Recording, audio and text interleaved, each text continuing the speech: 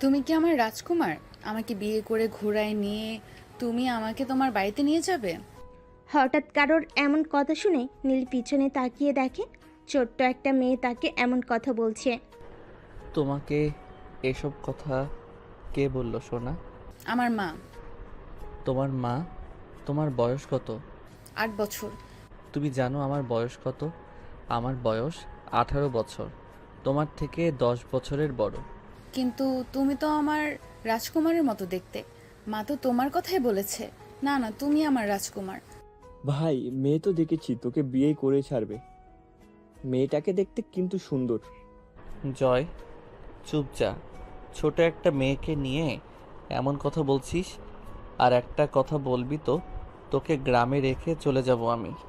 জয় নীলের কথা শুনে চুপ হয়ে রইল, কারণ নীলকে রেগে যেতে দেওয়া মানে নিজের পায়ে নিজেই কুড়াল মারা। আনিমা, তুমি এইখানে কি করছো? যাও, তোমার ক্লাস শুরু হবে। বাবা দেখো না, আমার রাজকুমার চলে এসেছে, আমাকে নিয়ে চলে যাবে। এসব কি বলছো আনিমা? কে তোমার রাজকুমার? বাবা এই যে, তুমি দেখতে পাচ্ছ না? সরি স্যার, আমার মেয়েটা মনে হয় আপনাদের ডিস্টার্ব করছে। বড় স্যার হঠাৎ করে বলল আপনারা আসবেন স্কুলটা দেখতে। জি, এটা আপনার মেয়ে? হ্যাঁ স্যার। অনি, যাও তোমার ক্লাসরুমে যাও। আমি ক্লাসে যাব, কিন্তু রাজকুমার তুমি আমাকে ছেড়ে যেও না। ঠিক আছে, আমি যাওয়ার সময় তোমার সাথে দেখা করে যাব। অনেক খুশি মনে নিজের ক্লাসরুমে চলে গেল। আর অন্যদিকে নীল জয় এদের দুজনকে শাওন হাসান পুরো স্কুল ঘুরে দেখাতে লাগলো। এই স্কুলটা মূলত সাখত পরিবারের প্রতিষ্ঠাতা, আর এই স্কুলের প্রিন্সিপাল হিসেবে আছেন শাওন হাসান। শাওন হাসানের একমাত্র মেয়ে নীলিমা হাসান অনি, বয়স 8 বছর, ভীষণ দুষ্টু, সেই সাথে ভীষণ চঞ্চল। একমাত্র মেয়ে হয় বাবা মা দুজনেরই ভীষণ আদরের। অনি যখন ঘুমোতে চায় না, তখন নিশার রহমান মেয়েকে রাজকুমারের গল্প শুনিয়ে ঘুম পাড়ে, যার কারণে নীলকে দেখে অনি এমন কথা বলেছে। নীল আর জয় সমস্ত স্কুল ঘুরে দেখলো সব কিছু ঠিকঠাক আছে, চলে যাবে। কিন্তু হঠাৎ করে নীল অপেক্ষা করতে লাগলো অনির জন্য। ভাই, আমরা এখানে এভাবে দাঁড়িয়ে আছি কেন? এমনিতেই তো অনেক দেরি হয়ে গেছে। বাড়িতে যেতে যেতে তো অনেক রাত হয়ে যাবে। কথা দিয়েছি, কথাটা রাখবো না। অনি, মেয়েটার সাথে না দেখা করেই যাব। বাহ, বইয়ের জন্য এখনই এত দরদ। আমার হাতে মার না খেতে চাইলে চুপচাপ যা। তাদের কথার মাঝেও নিয়ে এসে নীলের সামনে দাঁড়ালো। রাজকুমার তুমি এখনো আছো? আমি তো মনে করেছি আমাকে ছেড়ে তুমি চলে গেছো। তুমি আমাকে ছেড়ে যাবে না তো? না, চলো আমরা ঘুরে আসি। হুম। তার তিনজনে অনেক ঘোরাঘুরি করলো। নীল জয় দুজনে অনেক অনেক কিছু কিনে দিল। অনিকে বাড়িতে পৌঁছে দিতে গেল। স্যার, ভিতরে আসলেন না? আঙ্কেল, স্যার বলবেন না। আপনি আমার বাবার বয়সী। সময় নেই হাতে, অন্য এক সময় কোনো দিন আসবো। রাজকুমার তুমি কোথায় যাবে? আমাকে নিয়ে যাবে না? আবার যখন আসবো তখন তোমাকে নিয়ে যাব। না না, আমি এক্ষুনি যাব তোমার সাথে। তুমি আমাকে নিয়ে চলো রাজকুমার, প্লিজ। আমাকে ছেড়ে যেও না। নীল আর জয় গাড়িতে উঠে বসলো। অনির কান্না যেন নীলের বুকে এসে বিঁধল। শাওন হাসান মেয়েকে ধরে বাড়ির ভিতরে নিয়ে গেল। অনি হাত পা সরিয়ে চিটিয়ে কান্না করছে, সে নীলের কাছে যাবে। ছোট মেয়েটার জন্য খারাপ লাগছে ভাই, কেমন করে কান্না করছে। ইনশাল্লাহ ওর সাথে আবার আমাদের দেখা হবে। জয়ের কথা শুনে নীল কিছুই বলল না, চুপচাপ গাড়ির দিকে হেলান দিয়ে চোখ বন্ধ করে বসে রইল। প্রায় রাত 10টায় সাখত ভিলায় তাদের গাড়ি প্রবেশ করলো ড্রয়িং রুমে। কিরে জয়, তোদের আসতে এত দেরি হলো কেন? বড় মা, তোমার বৌমা খুঁজে পেয়েছি, সেজন্য আসতে একটু দেরি হলো। কি বলো? আমার ভাবি খুঁজে পেয়েছো? কোথায় ভাইয়া? হ্যাঁ, তোর ভাবি তো তোর থেকেও ছোট রে। কত ছোট্ট ভাইয়া!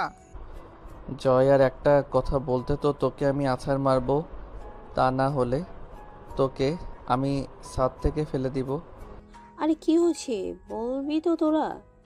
না মম, কিছুই হয়নি, চিন্তা করার কোনো দরকার নেই। বলে কটকট করে নিজের রুমে চলে গেল নীল। এই ইচ্ছে সাখত পরিবার। এই হচ্ছে সাখত পরিবার। নীলের বাবারা 3 ভাই, আসিফ সাখত, আরিফ সাখত, আরাব সাখওয়াত। আসিফ সাখতের স্ত্রী নীল সাখাওয়াত। তাদের 3 ছেলে মেয়ে, অনু সাখাওয়াত, নীল সাখাওয়াত অলি শাখাওয়াত। নীলের নাম রাখা হয়েছে তার মায়ের নাম অনুসারে, যেহেতু একটাই মাত্র ছেলে সন্তান আরিফ শাখাওয়াত ও তার স্ত্রী রুমি শাখাওয়াত। তাদের এক ছেলে এক মেয়ে, জয় শাখাওয়াত ও জাইমা শাখাওয়াত। জয় আর নীল মাত্র 1 বছরের ছোট বড়, যার কারণে তাদের মধ্যে বন্ধুত্বপূর্ণ সম্পর্ক। আরব শাখাওয়াতের স্ত্রী সাবিনা শাখাওয়াত। তাদের 2টি ছেলে সমুদ্র শাখাওয়াত ও সাগর শাখাওয়াত। দুজনেই যমজ। আরব শাখাওয়াত বাংলাদেশে থাকেন না, তিনি তার পরিবার নিয়ে লন্ডনে বসবাস করেন। বাদ দে তো তোরা, আজ বাদে ছেলেটা আবার লন্ডনে চলে যাবে। তোরা এভাবে জ্বালাস না ওকে। নীলের যাওয়ার কথা শুনে সকলের মন খারাপ হয়ে গেল। কেটে গেছে 10টা বছর। এই 10 বছরে পাল্টে গেছে অনেক কিছু। হজরত শাহজালাল বিমানবন্দরে লন্ডন থেকে আসা একটা বিমান ল্যান্ড করলো। এয়ারপোর্ট থেকে বেরিয়ে এলো এক সুদর্শন যুবক, সাথে 2 জন বডিগার্ড। 6 ফুটের কাছাকাছি লম্বা, জিম করা সুটাম দেহ, গায়ের রং ধবধবে ফর্সা। সাধারণত এই ফর্সা মেয়েদের শরীরের রং হয়ে থাকে। এক দেখে যে কেউ বলবে ছেলেটি হয়তো বিদেশি দেশের কোনো নাগরিক। বিমানবন্দর থেকে বাহির হয়ে নীল জোরে একটা শ্বাস নিল। সেই চিরচেনা দেশের মাটির ঘ্রাণ। এই ঘ্রাণ কি আর ভিন দেশে পাওয়া যায়? ভাইয়া আমি এখানে। বলে জয় দৌড়ে গিয়ে নীলকে জড়িয়ে ধরল। কেমন আছিস? ভালো, তুই কেমন আছিস? ভালো। বাড়ির কেউ তো জানে না আজকে আমি এসেছি? না, কেউ জানে না। তুই যে আজকে আসবে সবাইকে গিয়ে চমকে দেব। গুড। বলে নীল গট পায়ে গাড়ির সামনে গিয়ে তাড়াতাড়ি ড্রাইভার দরজা খুলে দিল। একসাথে 5টি গাড়ি ছেড়ে দিল। গাড়িগুলো দেখতে একই রকম, কোনো টাই কে আছে কেউ বলতে পারবে না। তোর গাড়ির মধ্যেও কাজ করতে হবে বাংলাদেশে আসলে মাত্র, এখনই তোর এত কিসের চিন্তা কাজ? লন্ডন থেকে সব কিছু বাংলাদেশে শিফট করছি, সেটা তুই ভালো করেই জানিস। বাংলাদেশে সেট করলে ব্যবসার সব কিছু তুই হ্যান্ডেল করবি। আমি? হ্যাঁ তুই, সাথে আমার অ্যাসিস্ট্যান্ট হাসান থাকবে। তোরা অ্যাসিস্ট্যান্ট হাসান তো দেখলাম না। ও আমার এখানে আসার আগে 3 দিন আগে বাংলাদেশে এসে পৌঁছেছে, এখানে সব কিছু ঠিক করেছে। গাড়ি 5টি প্রবেশ করলো শাখাওয়াত বাড়ির আঙ্গিনায়। নীল সরাসরি গাড়ি থেকে নেমে বাড়ির ভিতরে চলে গেল। বাড়ির সবাই ড্রয়িং রুমে বসেছিল। আবার নীল, বাবা তুই এসেছিস আমার মানে? বলেই হু হু করে কানে দিল নীলিমা শাখাওয়াত। মম, কান্না করো না তো। কিসের জন্য তুমি কান্না করছো? আমি এসে গেছি না। কান্না থামাও, তা না হলে কিন্তু আমি আবার চলে যাব। নীলের কথা শুনে নীলি শাখাওয়াত কান্না বন্ধ করে দিলেন। তুই আসবি, আমাদের কাউকে বলিসনি কেন? বাড়ির কেউ তো জানে না তুই আসবি। বড়মা আমি সব জানি। তুই এসব জানিস? আমাদের বলবি আমার ছেলেটা কতদিন পরে এসেছে, আমি নিজেতে রান্না করব। তোমার ছেলে আমাকে কড়া হুকুম দিয়েছিল বাড়ির কেউ যেন কিছু না জানে, তাহলে আমার গর্দান নিয়ে নেবে। এখানে আমার দোষ কি? বলে আসলে তোমরা কেমনভাবে সারপ্রাইজ হতে পারলে? আর সকলে কোথায়? বাড়ির আর সকলে সবাই যার যার কাজে গেছে। জয়মা অলি দুজনেই ভার্সিটিতে, তোর বাবা আর ছাত্র দুজনেই অফিসে। মেজো মা, তুমি কেমন আছো? আমি বেশ ভালোই আছি। হঠাৎ করে না জানিয়ে চলে আসলে, যাও ফ্রেশ হয়ে নাও। তোমার রুম পরিষ্কার করা আছে, যাও।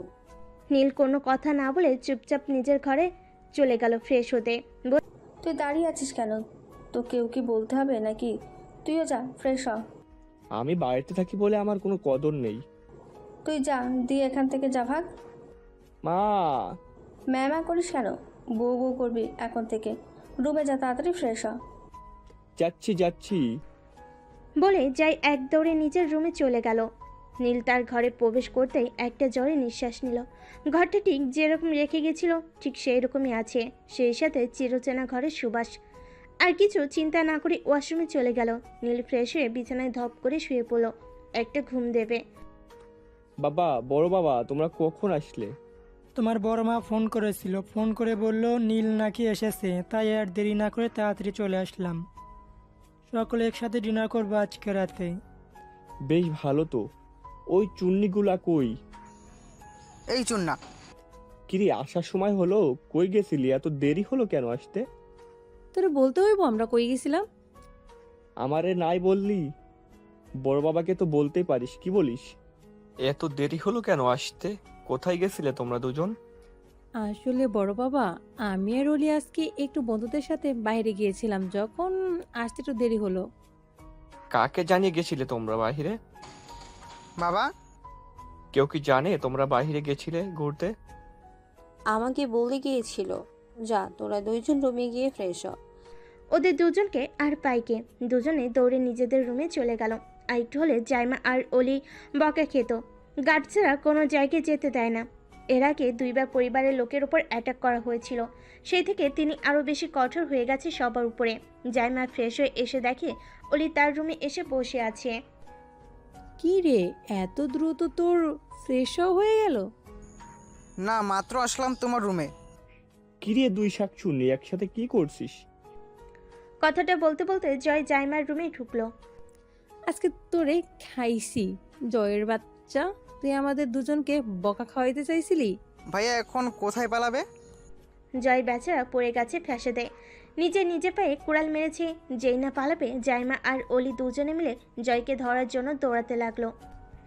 অন্যদিকে জয় নিজেকে বাঁচানোর জন্য এক দৌড়ে ঘর থেকে বের হতে গেলেই অলি এসে জয়কে টেনে বিছানার উপর ফেলে দেয়। দুজনেই মিলে আচ্ছা মতো মারতে থাকে। এই তোরা থামবি, আমি একটা জরুরি কথা বলতে আসছি। চিল্লিয়ে বলল জয়। অলি আর জাইমা দুজন একসাথে বলে উঠল, কি এমন জরুরি কথা, তাড়াতাড়ি বল। বড় ভাইয়া এসেছে। বড় ভাইয়াকে? নীল ভাইয়া এসেছে বিদেশ থেকে। নীল এসেছে কথা শুনে জাইমার বুকের ভিতর ধপ করে উঠল। এসেছে তার প্রিয় মানুষটি চলে এসেছে। বিছানার এক কোণে গিয়ে চুপটি করে বসে রইল জাইমা। কি বললে জয় ভাইয়া? নীল ভাইয়া এসেছে? যাস না, ভাইয়া ঘুমে আছে, অনেক ক্লান্ত, এত দূর থেকে জার্নি করে এসেছে। এখন ভাই আর ঘুমটা ভাঙিয়ে দিস না, রাতে দেখা করিস। জয়ের কথা শুনে অলি দাঁড়িয়ে গেল, নিজের এক্সাইটমেন্ট দমিয়ে রাখলো। কিরে তোর আবার কি হলো? এভাবে থাম মেরে বসিয়ে রইলি কেন? জাইমাকে উদ্দেশ্য করে বলল জয়। জয়ের কথাই হুঁশ ফিরল জাইমার। কিছু হয়নি, কি হবে? কিছু না, যদি হয়ে থাকে তাহলে এভাবে থাম মেরে বসে আছিস কেন? না, কিছু হয়নি তো। জয় আর না ঘাটিয়ে দ্রুত রুম থেকে কেটে পড়ল। বলতে যায় না কখন আবার তার উপর আক্রমণ করে। এই ফাঁকে চলে যাওয়াই ভালো তার। এবার আক্রমণ করলে তার পিটি আর থাকবে না। মম মম। কি হলো? এভাবে ডাকাডাকি করছিস কেন মম করে? কানের পোকা তো মরে যাবে। ভাইয়া এসেছে বললি কেন? কি করে বলবো? তোদের ফোন দিলাম, দুজনের ফোন বন্ধ। এত এরকম করার কোনো মানে হয়? ভাইয়া কখন উঠবে ঘুম থেকে? আমার জন্য কত কিছু আনতে বলেছিলাম লন্ডন থেকে। সব কিছু এনেছে কি না আল্লাহ জানে, ভালো লাগে না। তোর ভাই যে দেশে এসেছে এটাই অনেক। আবার জিনিসপাতের কথা বলছিস? যা, এখন বকবক না করে বসে থাক, নীলে উঠলে দেখা করিস। নীলের ঘুম ভাঙলো। ঘড়ি কাটা যখন রাত 9টার ঘরে তখন। নীল ফ্রেশ হয়ে নিচে নামলো। নীলকে দেখে অলি দৌড়ে গিয়ে নীলকে জড়িয়ে ধরলো। ভাইয়া তুমি এসেছো? কাউকে না জানিয়ে চলে আসলে আমাকে তো বলতে পারতে। জানো আমি কত খুশি হয়েছি। জানি। কেমন আছিস? ভালো, তুমি এসেছো দেখে এখন আরও ভালো আছি আমি। তুমি কেমন আছো? আলহামদুলিল্লাহ, অনেক ভালো আছি। দুজনে কথা বলতে বলতে ড্রয়িং রুমে থাকা সোফায় গিয়ে বসে পড়লো। অন্যদিকে নীলের দিকে যে কেউ গভীর দৃষ্টিতে তাকিয়ে আছে তাই তো সে বুঝতে পারছে না। এই চোখের দৃষ্টি কোনো সাধারণ দৃষ্টি নয়, প্রেমময় দৃষ্টি। কেমন আছো পাপা? ভালো। হঠাৎ করে চলে আসলে কাউকে না জানিয়ে, কোনো সমস্যা হয়েছে নাকি? নিজের ছেলের বাড়িতে এসেছে, হঠাৎ করে আসুক, আর যেভাবেই আসুক আসবে, তাই তোমাকে বলতে হবে? আহা নীলি, তুমি রেগে যাচ্ছ কেন? আমি তো এমনি বলছি। তোমাদের কারণে একেবারে চলে আসলাম। একেবারে মানে চলে আসলে? একেবারে চলে আসলাম। বাংলাদেশে একদম বিজনেসের সব কিছু শিফট করে ফেলেছি। আগামীকাল থেকে অফিসে যেতে হবে, আর বছরে 2-1 মাস দেশের বাইরে থাকতে হবে। খুব ভালো হয়েছে। টিভিতে হঠাৎ বলে উঠল, গোপন সূত্রে জানা গেছে ইউরোপ কান্ট্রি টপ 10-এর মধ্যে থাকা AN গ্রুপের ওনার বাংলাদেশে এসেছে। সেই সাথে জানা গেছে তিনি এখন থেকে বাংলাদেশেই থাকবেন। এতদিনে বোঝা গেল AN গ্রুপের ওনার বাংলাদেশি, তবে তাকে এখন পর্যন্ত কেউ দেখেনি। মাত্র 28 বছর বয়সে তিনি ইউরোপ কান্ট্রির একজন বড় বিজনেসম্যান হয়ে গেছে। এটা আমাদের দেশের জন্য খুবই গর্বের একটা বিষয় যে ইউরোপ কান্ট্রির একজন বড় বিজনেসম্যান আমাদের দেশের নাগরিক। আগামীকাল কি তোমরা প্রেস কনফারেন্স আছে? পাপা হাসান ফোন দিয়ে জানাবে। যতই বিজি থাকো, আগামী পরশু আমরা সবাই গ্রামের বাড়িতে যাব। অনেকদিন হলো রূপগঞ্জ যাওয়া হয় না। তাছাড়াও তোমার দাদুর মৃত্যুবার্ষিকী, সেখানে গিয়ে আমরা 2 দিন থাকবো। কিন্তু পাপা, কোনো বাহানা আমি চাই না। কি আর বলবে, অগত্যা চুপ করে রইল নীল। অনেক তো কথা হলো, এখন সবাই খাওয়া দাওয়া কর। নীল এসেছে থেকে এখনো পর্যন্ত কিছুই খায়নি। হ্যাঁ, সবাই খাবার টেবিলেই। চলো আসো। নীলিমা, আয় খাবার খেতে। আসছি মা। তাড়াতাড়ি আয়, ভাত ঠান্ডা হয়ে যাবে। এসে পড়েছি আমি। বস এইখানে? আগামীকাল থেকে তো তোমার পরীক্ষা শেষ। হ্যাঁ বাবা, আগামীকাল টেস্ট পরীক্ষা হয়ে গেলে ছুটি। এত ভালো লাগছে, স্বাধীন আমি। আম্মুকে বলে দিবা আমাকে যেন এই 2টা মাস কোনো কথা না বলে। আমি নিজের মতো করে থাকবো। আম্মু আমার সাথে একটু বেশিই কথা বলে। হ্যাঁ, আমার কথা তো বেশি লাগবেই তোমার। ভালো কথা বললে পারে তো সবারই খারাপ লাগে। আবার বাবার কাছে নালিশ দাও আমি বেশি কথা বলি। এখন থেকে আমি তোমার বিষয়ে কোনো কথা বলবো না। যা করার তোমার বাবা করুক। নীলিমা মায়ের কথা শুনে দাঁত কেলেই হাসলো। মাকে রাগিয়ে দিতে তার একটু বেশি ভালো লাগে। নিশা, তোমরা কি তোমার মেয়ের মতো অবুঝ? তোমার মেয়ে তো তোমাকে রাগানোর জন্য এইসব কথা বলে, তুমি বোঝো না? যাই হোক, পরীক্ষার পরে কোথাও ঘুরতে যাওয়ার প্ল্যান আছে? না, সায়রা তো বাড়িতেই থাকবে, তাই আপাতত ঘুরতে যাওয়ার প্ল্যান নেই। ঘুরতে যাওয়ার প্ল্যান থাকবে কেন? 2 বাঁদর মিলে সারা গ্রাম টই টই করতেছে। 2জন তো একই গোয়ালের গরু। আমি যদি তোদের নামে নালিশ পাই, তোকে বাড়ি ছাড়া করব। পরীক্ষার মধ্যে 2 বাঁদর একটু শান্ত ছিল। রেজাল্ট খারাপ হলেই 2জনকে বিয়ে দিয়ে দিব। শাইমার মায়ের সাথে আমার কথা হয়েছে। তোমাকে একটা বিয়ে দিয়ে দেব, কি বলো বাবা? তারপরে তোমাকে আমি আর একটা বিয়ে করাবো বাবা। নতুন মা নিয়ে আসবো। এটা তো পুরান হয়ে গেছে। দাঁড়া বলছি, নতুন মা লাগবে তাই না? নীলিমাকে আর পাইকে এক দৌড়ে রুমে গিয়ে দরজা আটকিয়ে দিল।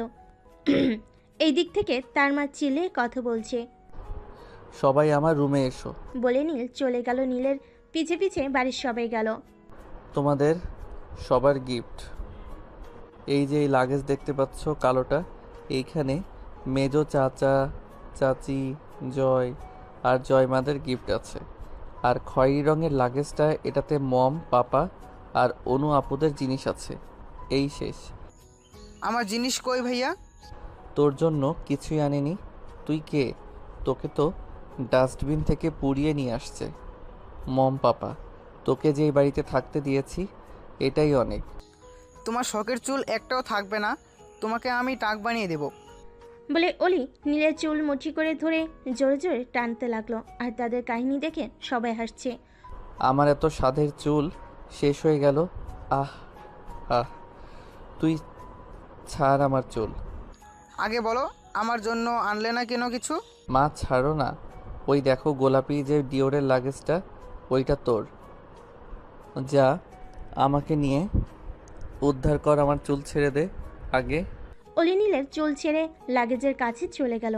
লাগেজটা খুলতেই তার ভিতর থেকে অনেক চকলেট আর মেয়েদের সাজগোজের জিনিসপত্র বেরিয়ে আসলো। আই লাভ ইউ ভাইয়া, তুমি অনেক ভালো। তুমি আমার বেস্ট ভাইয়া। এত এত ভালোবাসাও তোমাকে। সবাই লাভ খোঁজে, এখন আমার জন্য ভালোবাসা উতলে পড়ছে। তোর আই লাভ ইউ আমি নেব না। তোর আই লাভ ইউ তুই নিয়ে যা। না নিলে তোমাকে যে আই লাভ ইউ বলেছি, এটাই অনেক।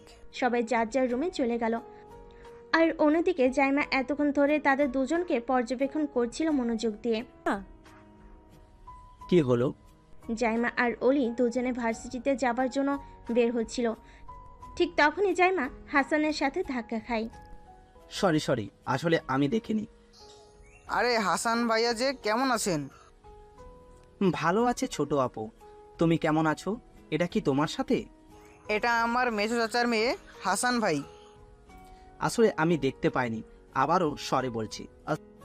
অসুবিধা নেই, এত বারবার সরি বলতে হবে না, দুজনেরই দোষ আছে, আমিও তো খেয়াল করিনি।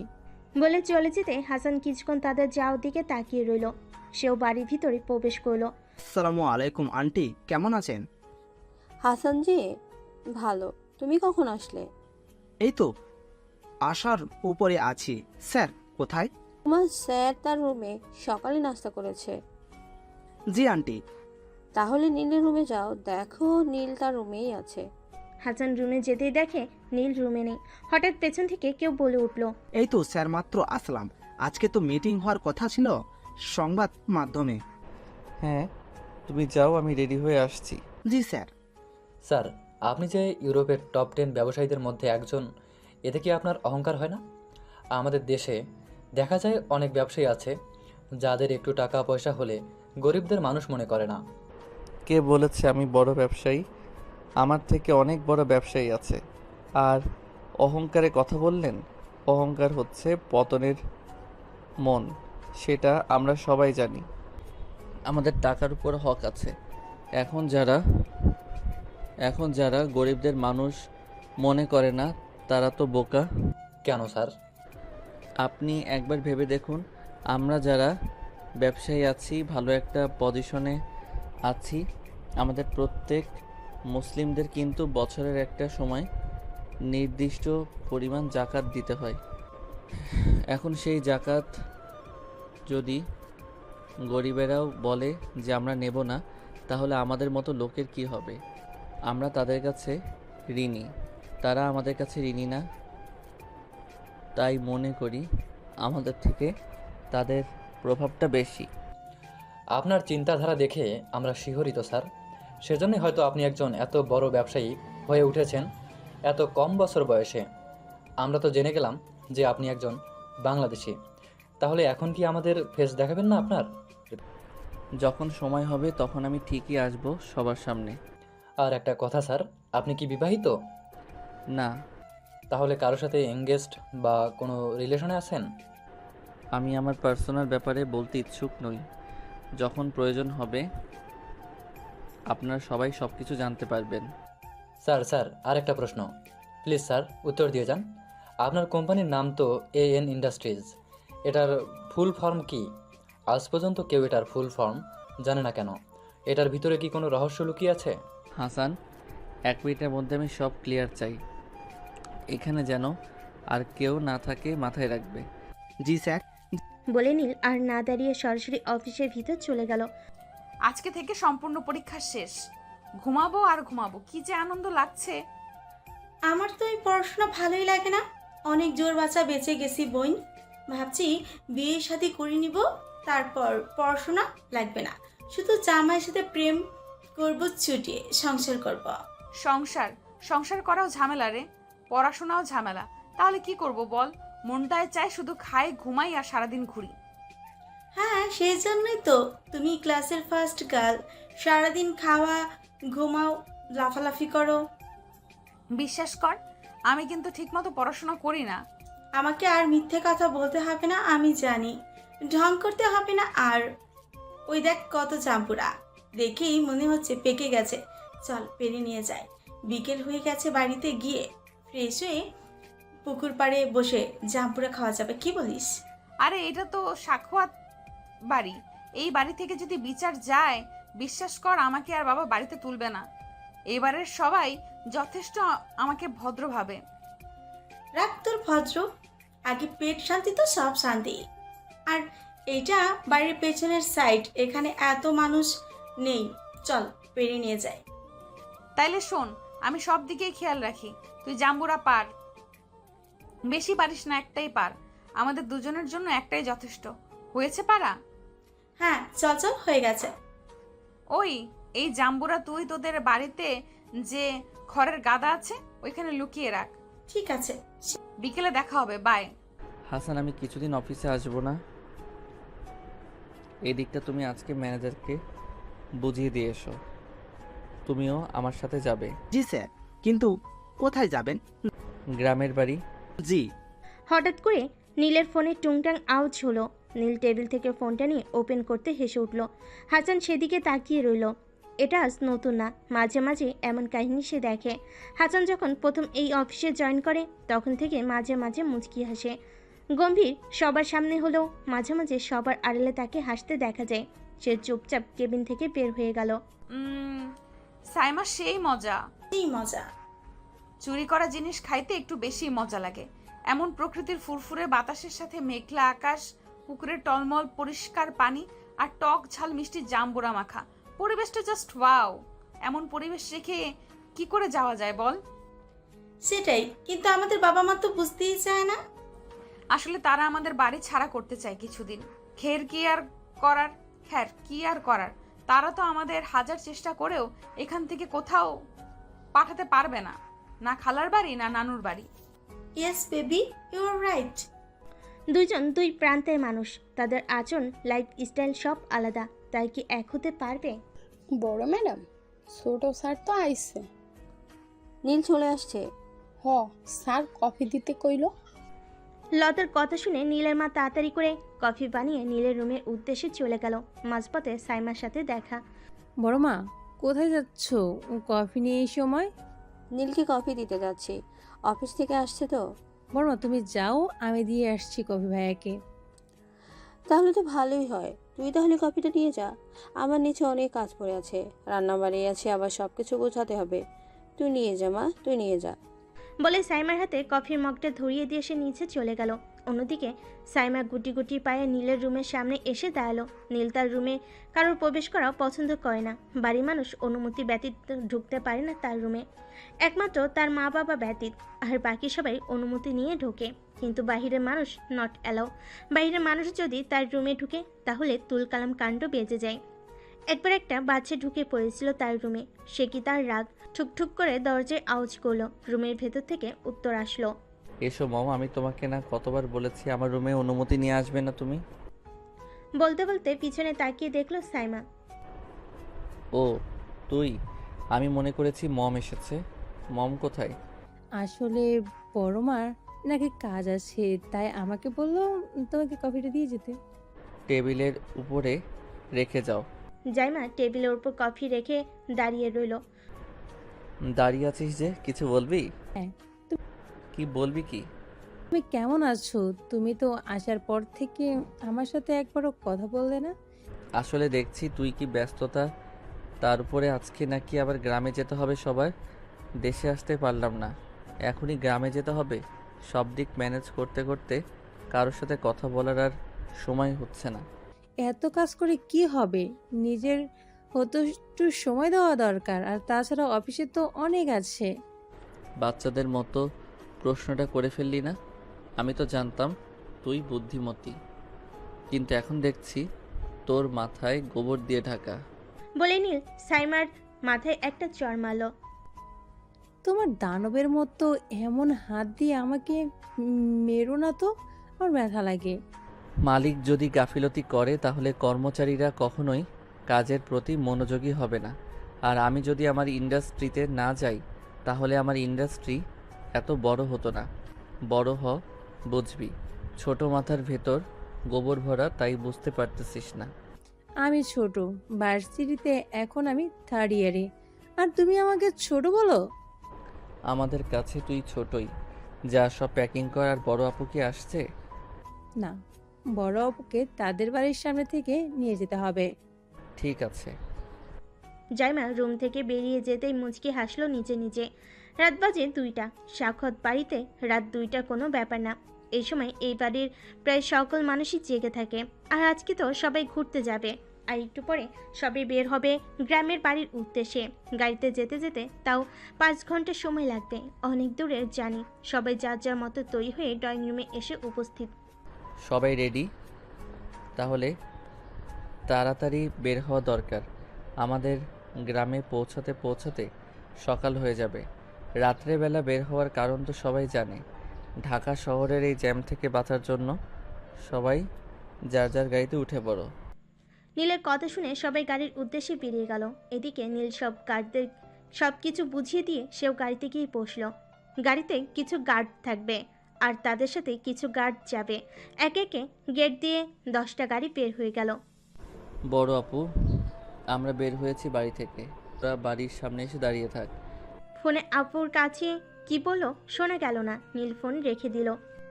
আপু কি বললো? আপুরা বাড়ির সামনেই দাঁড়িয়ে রয়েছে। কিছুক্ষণের মধ্যেই ওরা একটা বড় বাড়ির সামনে এসে থামলো। দরজা খুলে দিতে সবাই গাড়িতে উঠে পড়লো। আর কেউ আসবে না আপু? না শালাবাবু, বাবা মা আসবে না, মা একটু অসুস্থ, তাই বাবা মাকে ছেড়ে আসবে না।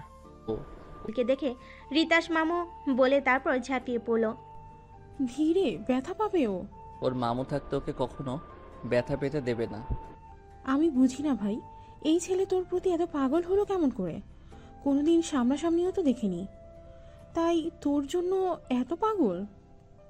তুই যদি বাংলাদেশে থাকতি তখন তো মনে হয় এ সব সময় তোর কাছেই থাকতো। অনুর কথা শুনে নীল মুচকি হাসলো। অনু সাখাওয়াত হচ্ছে নীলের বড় বোন। ও অনু নীলের খুব বেশি বড় না হয়, তারা দুজন দুজনকেই তুই বলে সম্বোধন করে। অনুর বিয়ে হয়ে গেছে সুজনের সাথে, তার একমাত্র ছেলে রিশাদ। আর রিশাদ তার মামা বলতে পাগল। নিস্তব্ধ রাস্তায় পরপর 10টি গাড়ির আওয়াজ তুলে চলে যাচ্ছে সম্পূর্ণ নীরবতা ভেঙে দিয়ে। গাড়িতে সবাই ঘুমিয়ে আছে, শুধুমাত্র জেগে আছে। রাতে নিস্তব্ধ প্রহর অনুভব করছে। রাস্তায় চলতে চলতে নীল হঠাৎ আজানের শব্দ শুনতে পেল। ভোর হচ্ছে, চারিদিকে হালকা আবছে আলো ফুটতে শুরু করেছে। বাতাসে একটা সতেজ সুন্দর গন্ধ প্রবাহ হচ্ছে, যা মনকে সতেজ করে দেয়। গ্রামের ভিতরে গাড়ি প্রবেশ করতেই নীল জানালা খুলে দিল। সাথে সাথে ঠান্ডা বাতাস তার সমস্ত শরীর ছুঁয়ে দিল। আচ্ছা না, এই গ্রামটা কি সুন্দর লাগছে। দুপাশে সরিষার ক্ষেত আর মাঝখান দিয়ে সরু রাস্তা। প্রকৃতি দেখতে দূরে যেতে হবে কেন? আমাদের আশেপাশে তার থেকে সুন্দর দৃশ্য আছে, কিন্তু আমরা উপভোগ করতে পারি না। এই ভোরবেলায় গ্রামের মানুষ হাতে লাঙ্গল নিয়ে মাঠে আসতে শুরু করেছে জীবিকার তাগিদে। সবাই এতগুলো গাড়ির দিকে তাকিয়ে আছে। গ্রাম দেখতে দেখতে নীল বুঝতেই পারেনি কখন তারা এসে পৌঁছেছে। আর আমরা পৌঁছে গেছি। ও গাড়ি থেকে নামতে দেখলো তার দাদামণি গেটে দাঁড়িয়ে আছে। আমার দাদুভাই এসেছে। কতদিন পর আমার দাদুভাইকে দেখলাম। এই বুড়িটাকে তো ভুলেই গেছো। আমার সুইট কিউট বড় বউকে কি আমি ভুলে যেতে পারি? শুধু ব্যস্ততায় আসতে পারি না। তাদের কথার মাঝে একে একে সব এসে দাদিকে সালাম দিল। অনেক রাস্তা তোমরা এসেছো, যাও গিয়ে ফ্রেশ হয়ে রেস্ট নাও, তারপরে কথা হবে সবার সাথে। আর কোনো কথা বাড়লো না। সবাই যার যার জন্য বরাদ্দকৃত রুমে চলে গেল। জানি করে আসলেই সবাই ক্লান্ত হয়। কি হলো, তাড়াতাড়ি কর। আরে হাতের নাগালে পাচ্ছি না তো। গতকাল দেখলাম যে জামরুলগুলো নিচেই আছে। কে জানে এই মালিক কাকা আবার জামরুল পারবে। এতক্ষণ নিচে থাকলে তো কখন জামরুল পাড়া হয়ে যেত। একটা লাঠি হলেই এতক্ষণে চুপ সাফ করে দিতাম। আমি তোকে বললাম যে একটা লাঠি নিয়ে আয়, তুই বললি না নিচেই আছে, হাত দিয়েই পারতে পারবো জামরুল। দাঁড়া দেখি আশেপাশে কোনো লাঠি আছে নাকি। যা তাড়াতাড়ি, অনেক দেরি হয়ে গেছে। দেখ সূর্য উঠে গেছে, এখন আস্তে আস্তে সবাই দেখতে যাতায়াত করবে। তাড়াতাড়ি কর, না হলে ধরা খাবো। যাইতেছে। সাইমা জামরুলের ধোকা ধরেছে, আর লাঠি আনতে যেতে হবে না। হঠাৎ করে এত লম্বা হয়ে গেলেন কিভাবে? নীলিমা নিজের দিকে তাকাতে দেখলো সে কারোর কোলে উঠে বসে আছে। জোরে চিৎকার দেওয়ার সাথে সাথে নীল তাকে কোল থেকে ধপাস করে নিচে নামিয়ে দিল। আর একটু হলে নীলিমা পড়ে যেত। নীল গম্ভীর কণ্ঠে বলে উঠল, চুরি করা অন্যায় সেটা জানো না? না মানে আসলে। না মানে আসলে কি? এদিক ওদিক কি দেখছো? তোমার সঙ্গী নেই, সে চলে গেছে। মানে? সে তোমাকে রেখেই চলে গেছে। নীলিমাকে আর পাইকে নীলকে আর কোনো কথা বলার সুযোগ না দিয়ে এক দৌড়ে পগার পায়। নীল আশ্চর্য হয়ে নীলিমার যাওয়ার দিকে তাকিয়ে রইল। সবাই যখন ঘুমিয়ে ব্যস্ত, তার কিছুতেই ঘুম আসছিল না, তাই হাঁটার জন্য একটু বের হয়েছিল মাইন্ড ফ্রেশ করার জন্য। সাথেই সুন্দর সকালটা মিস করতে চায়নি। হাঁটতে হাঁটতে বাড়ির পিছন সাইডে আসতে দেখলো একটা মেয়ে এদিক ওদিক কি যেন খোঁজাখুঁজি করছে। হঠাৎ নীলকে দেখে মেয়েটা ঘাবড়ে গেল। নীল কিছু বলতে নিলেই তাড়াতাড়ি করে হেঁটে সেখান থেকে চলে গেল। সে কিছু না বুঝতে পেরে আবার হঠাৎ হলো অন্য সাইডে আসতে দেখতে পেল একটা মেয়ে জামরুল পাড়ার চেষ্টা করছে।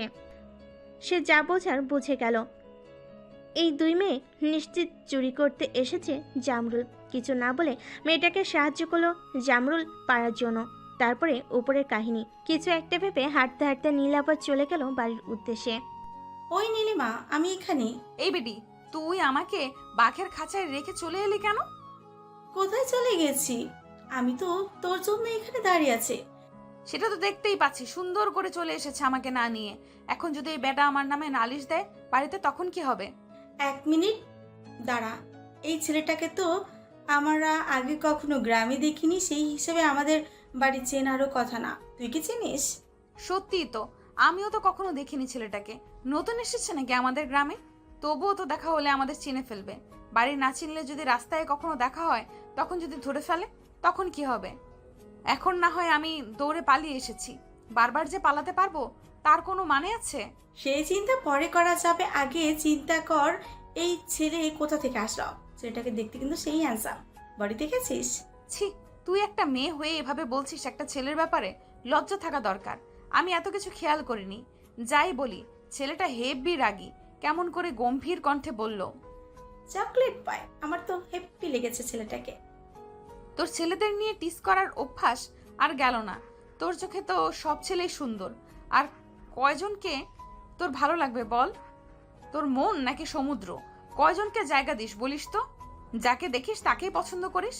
শোন, এইটা আমার 53 নম্বর ক্রাশ, তাই বেশি কথা বলবি না।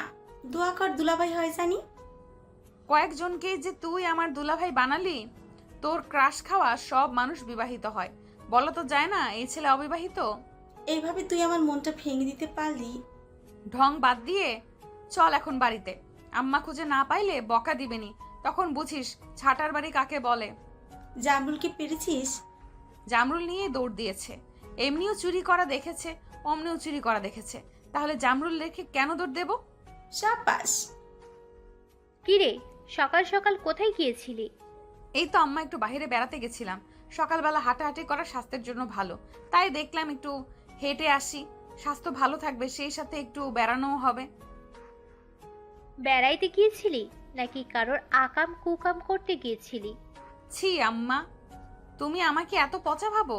আমি আবার কেন কারো আকাম কুকাম করতে যাব? আবার যদি বিচার আসে বাড়িতে, তাহলে তোর খবর আছে। এই বাড়িতে আর থাকতে পারবি না, বলে দিলাম। তুমি এই বাড়িতে আমাকে রাখার কে? এটা কি তোমার বাড়ি? এটা আমার বাপের বাড়ি। কি হয়েছে? সকাল সকাল দুই মা মেয়ে কি নিয়ে এমন তর্ক বিতর্ক করছো? তোমার গুণধর মাইয়া সকালবেলা ঘুম থেকে উঠে কোথায় যেন গিয়েছিল, জানি না কার আবার কি কুকাম করে রেখে আসলো। এবার যদি আবার বিচার আসে ওর নামে বাড়িতে, আর ওকে থাকতে দেব না বলে দিলাম। দরকার হলে বিয়ে দিয়ে দিব। আমি বলেছিলাম তোমার এই বিয়ে দিয়ে দেব। এখন যখন বিয়ে খাওয়ার শখ তোমার, আমার পেছনে কেন পড়ে আছো? এই দুই মা মেয়েকে নিয়ে আমি আর পারি না। নিশা, তুমি নাকি ছোট আছো, যাও তো তুমি রান্না করো। আর তুই মা যা ঘরে। তোমার মহারানীকে বলো কি দিয়ে রান্না করব। তার পছন্দ মতো খাবার না হলে আবার সে খাবে না। তোমরা যা মনে হয় তাই দিয়ে রান্না করে খাও। আমার জন্য শুটকি মাছ ভর্তা করো। ভর্তার ভিতর তোর এত কি বের হয়েছে যে ভর্তা খাইতে হবে সব সময়? বেশি ভর্তা খাইলে পেটের সমস্যা হবে না? আবার বলিস আম্মা আমার পেটে ব্যথা করছে, তখন তোকে ভর্তা খাইয়ে দিব। কে শোনে কার কথা?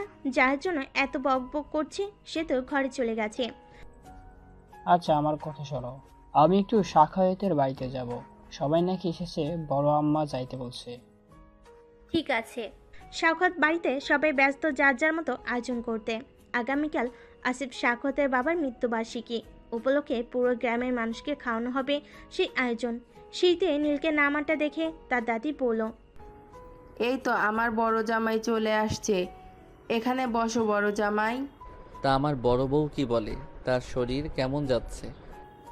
আমার আর শরীর, আজ ভালো তো কাল খারাপ, এভাবেই চলছে দিনকাল। তোমাকে কতবার বললাম চলো আমাদের সাথে শহরে থাকবে, কিন্তু না, তোমার তো এখানেই থাকতে হবে। এখান থেকে যাই কেমনে বলো দাদু ভাই? তোমার দাদার কত স্মৃতি আনাচে কানাচে, তাকে একা ফেলে কেমন করে যাব দাদু ভাই? আর ওই শহরের চার দেয়ালের মধ্যে আমার ভালো লাগে না। এইখানে কত মানুষ আছে, সবাই আসা যাওয়া করে, সবার সাথে দেখা হয়, সাক্ষাৎ হয়। শহরে তো তোমার পুরো পরিবার থাকে, সেখানে গিয়ে থাকতে পারবা না। আমরা সবাই সেখানে, তুমি একা একাই এখানে পড়ে থাকো। তোমরা তোমাদের মতো থাকো, আমি এখানে তোমার দাদুর স্মৃতি নিয়ে বেশ ভালোই আছি। তোমার ইচ্ছে। তা বিয়ে করছো কবে দাদু ভাই? আমি কি নাত বউ দেখতে পারবো, নাকি তার আগেই মারা যাব? বউ থাকতে আবার কিসের বিয়ে? সবই বুঝি দাদু ভাই। আমার মতো বুড়িকে দিয়ে কি আর হবে? পাত্রী দেখা কি শুরু করব, নাকি পছন্দের কেউ আছে? সেরকম কেউ নেই। দাদি এবার গম্ভীর হয়ে বলল, তোমার বিয়ের বয়স হয়ে গেছে দাদু ভাই, এখন বিয়ে তো করতেই হবে, এটা স্বাভাবিক। আর কত দেরি করবে? তোমরা যেহেতু পছন্দের কেউ নেই, আমার পছন্দের মেয়ে আছে, তাকে আমার খুব পছন্দ। তার কথা শুনে সকলে তাদের দিকে তাকালো। কি বললেন আম্মা? এগুলো আপনি নীলের জন্য মেয়ে ঠিক করেছেন? কবে? আমাদের তো একবারও জানালেন না। অনেক দিন আগে। কোথায় জানলাম না? এই তো আজকে শুনলে তোমরা সবাই। আম্মা হঠাৎ করে বললেন, সবাই অবাক হয়ে গেছে। তোমাদের সবার মেয়ে পছন্দ হবে। মেয়ে খুব ভালো, আমাকে খুব ভালোবাসে, মাঝে মাঝে আমার সাথে দেখা করে যায় স্কুলে যাওয়ার সময়। স্কুলে যাওয়ার সময় মানে? আম্মা, আপনি এটা স্কুল পড়ুয়া নীলের জন্য ঠিক করেছেন? বয়স ডিফারেন্স দেখবেন না? মেয়ে দেখতে খুব সুন্দর। মেয়ে দেখতে যত সুন্দরী হোক আম্মা, তাদের মধ্যে বয়স পার্থক্য তো দেখতে হবে। এত ছোট মেয়ে নীলের জন্য আপনি কেমন করে ঠিক করলেন? কিসের বয়স বয়স করস তোরা? তোদের বাবার সাথে আমার বয়সের পার্থক্য জানিস না? আম্মা, আগেরকার যুগের কথা আর এখনকার যুগের কথা অনেক পার্থক্য, আপনি বুঝতে পারছেন না। তোরা আমাকে বোঝাবি? তোদের পেট থেকে আমি হয়েছি নাকি আমার পেট থেকে তোরা হয়েছিস? আমার কি চুলগুলো এমনি পাকছে? আম্মা, আপনি আমার কথাটা বোঝার চেষ্টা করেন। তোর কথা আমার বোঝন লাগবো না, আমি যা কইব তাই হইব। এর ওপর জানি আর একটা কথাও না হয়। এখন যা সব আয়োজন এর ব্যবস্থা কর। এই অনুষ্ঠান শেষ হলে আমার দাদু ভাইয়ের বিয়া দিব। যাই হোক দাদিমা, তুমি একদম ঠিক কাজ করেছো। আমি তোমার সাথে আছি। আমরা তো একটা বিয়ে খাইতে পারবো, ধিন টানানা নাচতে পারবো, আনন্দ করতে পারবো। অনেকদিন হলো বিয়ে খাওয়া হয় না। তুমি ঠিক বলছো জয় দাদু ভাই। নীলের পর তোমার ও বিয়ে হবে, সেটা নিয়ে তুমি চিন্তা করো না। এখানে আবার তুমি আমাকে টানছো কেন? সম্পূর্ণ কথাই নীল ছিল নীরব দর্শক, সে শুধু শুনে গেল। অন্যদিকে হাসান খুব সূক্ষ্মভাবে নীলকে পর্যবেক্ষণ করছে। সে বুঝতে পারছে না নীল কোনো প্রতিবাদ করছে না। সে খুব ভালো করেই জানে নীল এমন অনেক কাজ কখনো মেনে নেবে না। তবু আজকে নীল চুপ, তার মানে ডাল মে কুচ কালা হে। এতক্ষণ সব কথা চুপচাপ দাঁড়িয়ে শুনছিল জাইমা। তার দুনয়ন জলে টইটুম্বুর করছে। এই সময় উপস্থিত হলো শাওন হাসান। আম্মা কেমন আছেন? সব সময় ভালোই থাকি, এখন তো সবাই আমাদের কাছে, এখন আরও ভালো আছি। তার নীলিমা দিদি ভাইকে নিয়ে আসলে না কেন? ওসব বাড়িতে নেই, যখন বাড়িতে আসবে তখন নিয়ে আসবো। ওর বান্ধবীর সাথে কোথাও যেন বেড়াইতে গেছে। তার শাহন কেমন আছে? ভালো আছি ভাই। আপনারা সবাই কেমন আছেন? অনেকদিন পর আসলেন গ্রামে। স্কুলে কি যাবেন? হ্যাঁ, স্কুল সম্পর্কে জিজ্ঞাসা করতে চাচ্ছিলাম। স্কুল কেমন চলছে? ভালোই চলছে, আপনাদের দোয়াই। আমাদের দোয়াই কেন হবে বলো? আল্লাহর দোয়াই সব ভালোই চলছে। তোমার মেয়ে মনে হয় বড় হয়ে গেছে। হ্যাঁ, এই তো এসএসসি শেষ হলো, এখন কলেজে উঠবে। তোমার মেয়েটা তো খুব শান্তশিষ্ট। আগের মতো আর নেই, সময়ের সাথে সাথে সব কিছু বদলে যায়। আরও আমরা তো মানুষ। যাই হোক, তোমার বিয়ে পড়াশোনা কেমন চলছে? যত যাই হোক, পড়াশোনার প্রতিও কখনো গাফলতি করে না। পড়াশোনা সবসময় সিরিয়াস। ওর ইচ্ছে ঢাকা বিশ্ববিদ্যালয়ে পড়াশোনা করবে। এটা খুব ভালো কথা। জি। আরে নীলা বাবা যে, বিদেশ থেকে কবে আসলে? এই তো আঙ্কেল 3 দিন হয়েছে, এসেই তো গ্রামের বাড়িতে চলে আসলাম। বেশ ভালোই হয়েছে এসেছো। আবহাওয়ার একটা পরিবর্তন করার দরকার। সবসময় এক পরিবেশ থাকলে তো আর মন মেজাজ ভালো থাকে না। জি। বাসার সবাই কেমন আছে? আলহামদুলিল্লাহ, সবাই ভালো আছে। সবাই যার যার মতো গল্প করতে লাগলো। নীল নিজের রুমে চলে গেল সবাইকে গল্প করতে দেখে। সাধারণত নীল এত মানুষজন পছন্দ করে না, সবার সাথে কথা না বলে কেমন দেখা যায়, তাই নিজে এসেছিল। নীলের পিছনে পিছনে হাসানও আসলো নীলের রুমে। কিছু বলবে হাসান? জি স্যার। এত ছোট মেয়ের সাথে আপনার বিয়ের কথা বলছে, আপনি কিছুই বললেন না? আমার জানা মতে আপনি তো এমনটা কখনোই হতে পারবেন না। জানো যখন, তাহলে তোমাকে প্রশ্ন করার মানে কি? স্যার, আমি আপনাকে প্রশ্ন করছি না, আমি আপনাকে জিজ্ঞাসা করছি। আপনি কেন কিছু বললেন না? আপনি তো এমন না, আপনি না করলে আর আপনার সাথে কিছু বলার সাহস পেত না। তুমি কি মনে করেছো আমি কোনো কিছুর খোঁজ খবর না নিয়ে চুপ করে বসে আছি? যখন সময় হবে তখন ঠিক বুঝতে পারবে। আর কোনো প্রশ্ন? না স্যার। স্যার, আজকে বিকেলে আপনার বিদেশি ক্লায়েন্টের সাথে অনলাইন মিটিং আছে। ঠিক আছে, তুমি এখন যাও আমার রুমে, যেন কেউ না আসে সেটা খেয়াল রেখো। আমি এখন ঘুমাবো, আমাকে যেন কেউ ডিস্টার্ব না করে। জি স্যার। ও মা গো, আমার কোমরটা ভেঙে গেল গো। এই মাঝ রাস্তায় খাম্বা আসলো কোথা থেকে? এতদিন তো ছিল না। এই মেয়ে দেখে শুনে চলতে পারো না? চোখ নাকি চোলা? চোখে দেখতে অসুবিধা হলে চশমা কিনে পড়ো। এই বেটাই, একে তোমার রাস্তায় খাম্বার মতো দাঁড়িয়ে রয়েছেন। বলছি যে এইটা আপনার শরীর নাকি লোহার খাম্বা? নিজের দোষ, সেই দোষ আমার ঘাড়ে চাপানোর চেষ্টা করছেন। তার উপর আবার আমাকেই বলছেন চশমা ব্যবহার করতে। আমি অন্ধ? চোখ দিয়ে ভালো রাস্তা এক সাইড দাঁড়িয়ে আছি, আর তুমি আমার সাথে ধাক্কা খেয়েছো। আমি তোমাকে ধাক্কা দেইনি। এই বেটা, ভুল আপনার। আপনি কেন গরুর মতো লম্বা হয়েছেন?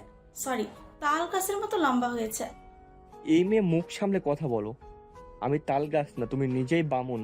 তাতে আবার আমাকে বলতে আসছে আমি তাল গাছ। এক মিনিট, আমার মতো এত হ্যান্ডসাম ছেলে দেখে লোভ সামলাতে পারো না, তাই না? তাই ইচ্ছে করে আমাকে ধাক্কা দিয়েছো যেন আমার সাথে কথা বলতে পারো এর মাধ্যমে। নিজেরই কি নায়ক ভাবেন যে আপনারে আমি ইচ্ছে করে ধাক্কা দিতে যাব? তাল গাছ কোথাকার খাম্বার মতো দাঁড়িয়ে আছেন কেন? সামনে থেকে সরেন। হোয়াট? সাইমা জয়কে ধাক্কা দিয়ে সরিয়ে চলে গেল। জয় একা একা গ্রামে ঘুরতে বের হয়েছিল। সে রাস্তা দিয়ে হাঁটতে হাঁটতে হঠাৎ দেখলো কিছু রাজা একসাথে দল বেঁধে পানিতে ভাসছে, সেই সাথে শাপলা ফুলগুলো খাচ্ছে। অপরূপ দৃশ্য, তাই সে ফোন বের করে ছবি তুলছিল। হঠাৎ কেউ এসে তার সাথে ধাক্কা খেলো। তাকিয়ে দেখলো এক রমণী। হয়তো দোষটা জয়েরই আছে, কিন্তু সে মানতে নারাজ। দুজনেই মানতে নারাজ, তাই তো ঝগড়া। কিরে, রেগে এমন বুম হয়ে আছিস কেন?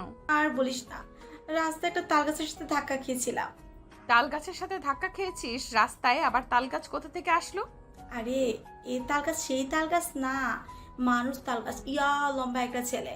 আমি হেঁটে হেঁটে আসছিলাম তোদের বাড়িতে। হুট করে রাস্তার মাঝখানে কোথা থেকে উদয় হলো এই ছেলেটা আল্লাহ জানে। ধাক্কা খেয়ে পড়ে গিয়েছি। দেখ, মাজাও ব্যথা পেয়েছে। সকালের ওই লম্বা করে ছেলেটা নাকি? না না, সকালের ওই লম্বা করে ছেলেটা না। তবে ওই ছেলেটার মতোই লম্বা ফর্সা, কিন্তু সকালের ওই ছেলেটার মতো এই ছেলেটার একটা বডি বিল্ডার নাই। ওই ছেলেটার থেকে এই ছেলেটা চিকন। মনে হয় কি জানিস, আত্মীয় হতে পারে। হতে পারে দুজন আত্মীয়। আমার মনে হয় কি জানিস, এরা দুজনে সাখাওয়াত বাড়ির লোক। সকালে জামরুল পেরে বাড়িতে আসলাম না, তখন বাবার সাথে দেখা। ঘরে যাওয়ার সময় শুনলাম বাবা মাকে বলেছে সাখাওয়াত বাড়িতে যাবে নাকি, সবাই এসেছে। ও, তবে যাই বলিস, ছেলে দুইটা দেখতে কিন্তু সুন্দর। এই দুইটাকে আবার পছন্দ হলো নাকি তোর? তুই যে কতজনকে পছন্দ করলি। আরে না, এসে রাতে 1 নম্বরে ঝগড়াটে। এই ছেলে যাকে বিয়ে করবে তার বউয়ের সাথে সব সময় ঝগড়া লেগেই থাকবে। এমন ভাবে ঝগড়া করে জানিস, মনে হয় মেয়ে মানুষ ফেল। একটা কথা মাটিতে পড়তে দেয় না, তার আগে ওই ছেলেটা উত্তর দিয়ে দেয়। ঝগড়াটা হোক আর যাই হোক, তোর পছন্দ হয়েছে, আর আমি তোর কথা শুনে বুঝতে পারি। নীলিমার কথা শুনে সাইমা একটু মুচকি হেসে বলল, সুন্দর ছেলের উপর ক্র্যাশ খাবো না, তা কখনো হয়? তুই যে কবে সিরিয়াসলি কারোর উপর ক্রাশ খাবি সেটা আল্লাহ জানে। চল পুকুর পাড়ে যাই। এখন আবার তোরা কোথায় যাচ্ছিস? আমার রান্না হয়ে গিয়েছে, তাড়াতাড়ি খেতে আয়। রান্নাঘর থেকে চেঁচিয়ে বলল, মা, আমরা পুকুর পাড়ে যাচ্ছি। খাওয়া দাওয়া করে তারপরে যা পুকুর পাড়ে। আমি আবার বারবার ডাকাডাকি করতে পারবো না। সাইমা এসেছে, সাইমাকে সাথে নিয়ে আয়।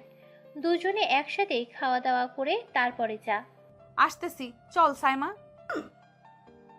ভাই, ঘুম থেকে ওঠ, দুপুর হয়ে গেল, এখন উঠছিস না? উঠি। এত ঘুম পাড়ছিস? চুরি করতে গেছিলি নাকি?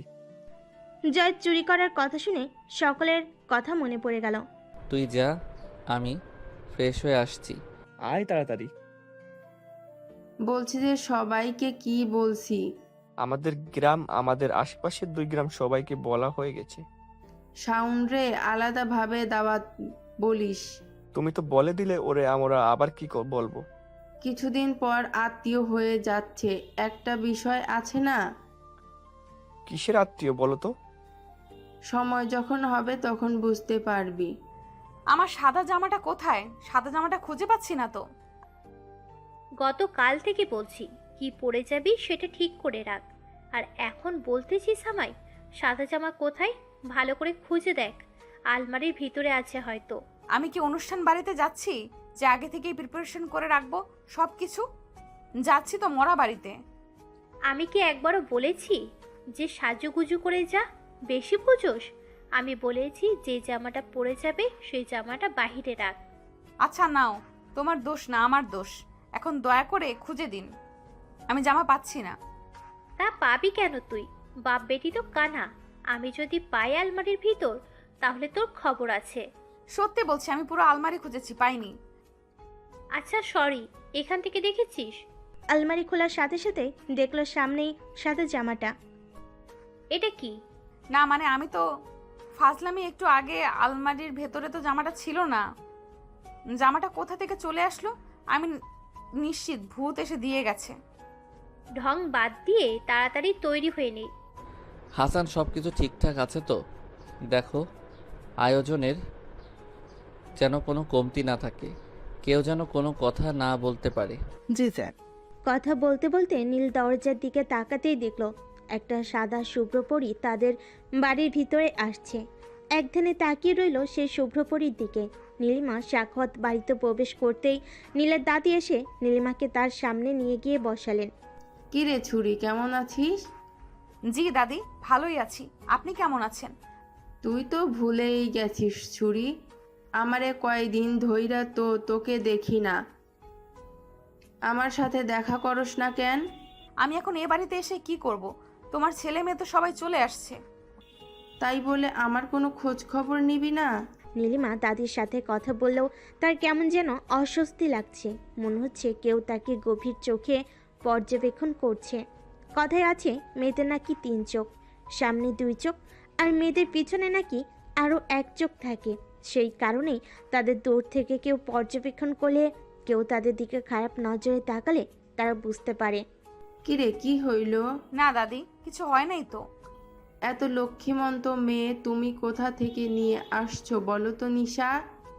কি যে বলেন আম্মা, এর মতো বিচ্ছু এই গ্রামে আরো 2-1টা আছে নাকি সন্দেহ?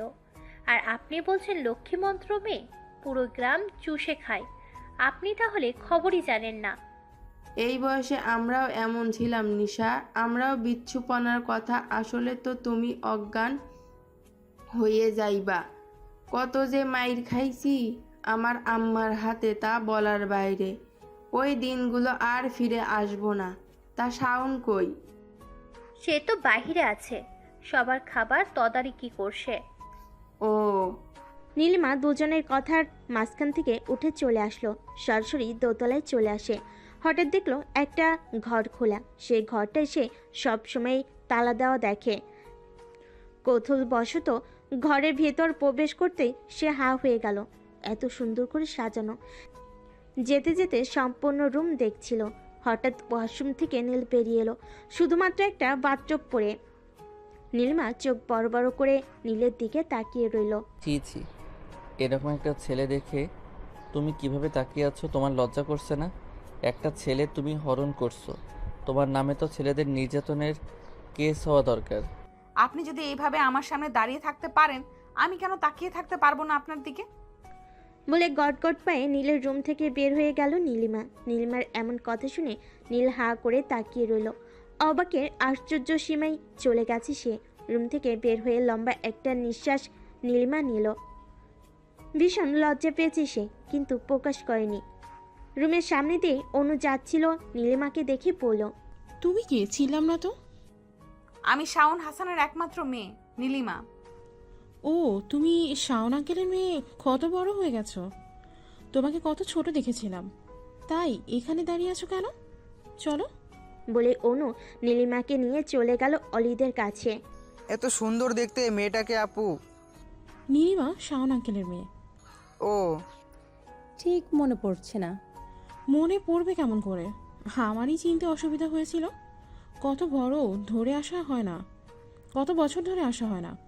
বেশিরভাগ সময় তো বাবা চাচারাই আসে গ্রামে। তা ঠিক। আল্লাহ, তোমার এত বড় চুল আর এত ঘন চুল। দেখি তোমার মাথা থেকে কাপড়টা সরাও। বলেই অলি নীলিমার মাথা থেকে কাপড় সরিয়ে দিল। আল্লাহ, এত ঘন চুল, এত লম্বা, তুমি শুকাও কেমনে এই চুল ভেজানোর পর? পুকুর পাড়ে বসে বাতাসে, আর শীতের দিনে রোদে। তোমার গরম লাগে না? তা তো একটু লাগেই, অভ্যাস হয়ে গেছে। আর দেখো, আমার চুল বড়ই হতে চায় না, তাই রাগ করে কেটে ছোট করে ফেলেছি। আমাদের সব ভাই বোনদের মধ্যে শুধু জায়মা আপুর চুল একটু বড়, তাও পিছনে মাঝখানে বরাবর। আমার লম্বা চুল পছন্দ হলো, কিছু করার নেই, কারণ আমার চুল বড় হতে চায় না। ও, আমার ভাই নীল লম্বা চুল খুব পছন্দ করে জানো। ও সব সময় আমার কাছে বলে, আপু আমি যদি বিয়ে করি তাহলে লম্বা চুলের মেয়েকে বিয়ে করব। ও, তোমার চুলে কি ব্যবহার করো? তেমন কিছুই ব্যবহার করি না। আমার চুল নাকি ছোটবেলা থেকেই এত ঘন, যার কারণে লম্বা তাড়াতাড়ি হয়। আমি যদি 2 মাস চুল না কাটি তাহলে আমার চুল হাঁটুর নিচে চলে যায়, আর এত বড় চুল তো আমার পক্ষে রাখা সম্ভব না। তাই প্রতি 2 মাস পরে পরে কেটে ফেলি। সব সময় হাঁটুর উপরেই রাখি চুল। ও, এত আয়োজনের মধ্যে দিয়ে কখন সন্ধ্যা হয়ে গেল কেউ বুঝতেই পারল না। সন্ধ্যায় খাওয়া দাওয়া শেষে সবাই ড্রয়িং রুমে বসেছিল। এমন সময় নীলের দাদি হাতের গহনার বাক্স নিয়ে নীলিমার সামনে বসলো। আম্মা, হঠাৎ করে গহনার বক্স কেন বের করলেন? আর এটা তো আমাদের বাড়ির গহনার বক্স, এটা তো। এটাতে আমার দাদি শাশুড়ির গহনা। এটা আমি নীলের বউয়ের দেয়ার জন্য রাইখা দিছিলাম। আজকে ওর জন্য ঠিক করা মাইয়ারে পরাই দিমু। এখানে নীলার বউ আসলো কোথা থেকে? তিনি কারোর কোনো কথা না শুনে গহনার বাক্স খুলে তার ভেতর থেকে সুন্দর একটা হীরের হালকা হার বের করলো। কেউ দেখে বলতে পারবে না এটা পুরনো জামানার হীরের হার। বুঝলে বৌমা, আমার দাদি শাশুড়ি খুব আধুনিক যুগের মানুষ ছিলেন। সে যুগের মানুষ হয়েও তার চিন্তা ভাবনা এত আধুনিক ছিল। সে এই যুগের ছেলে মেয়েদের জন্য এমন হার তৈরি করেছেন নিজস্ব কর্মকার দিয়ে। কথা বলতে বলতে তিনি নীলিমাকে হঠাৎ করে হারটা পরিয়ে দিল। সাথে সাথে সকলে চমকে উঠল। আম্মা, আপনি এটা কি করছেন? নীলিমাকে আর পড়াচ্ছেন না কেন? নীলিমাকে আমার নীল দাদু ভাইয়ের বউ করব। এটা আমি অনেক আগে থেকেই ভেবে রেখেছিলাম। আম্মা, আপনি এটা কেমন কথা বললেন? আমার নীলিমা তো অনেক ছোট, ও সংসারের কি বুঝবে? কেন, আমার নীল দাদু ভাই কি অযোগ্য কোনো পাত্র?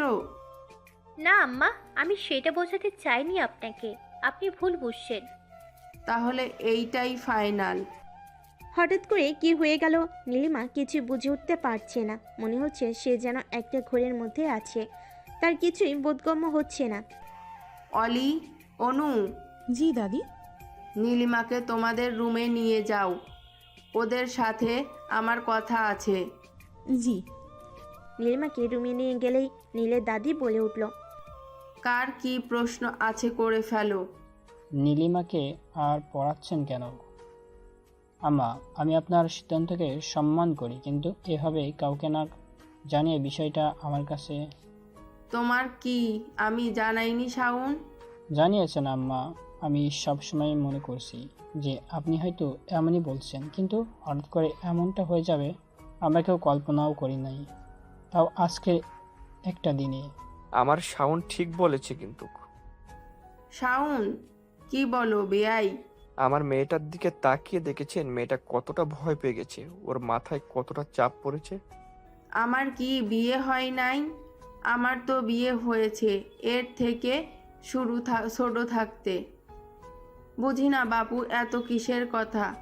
এখনকার যুগে আবার এত চিন্তাধারা ভিন্ন মানুষের। শোনো, মেয়ে ছেলে দুজনেই বিয়ের বয়স হয়েছে। তাকে রাখতে দেখে কেউ আর কিছু বলল না।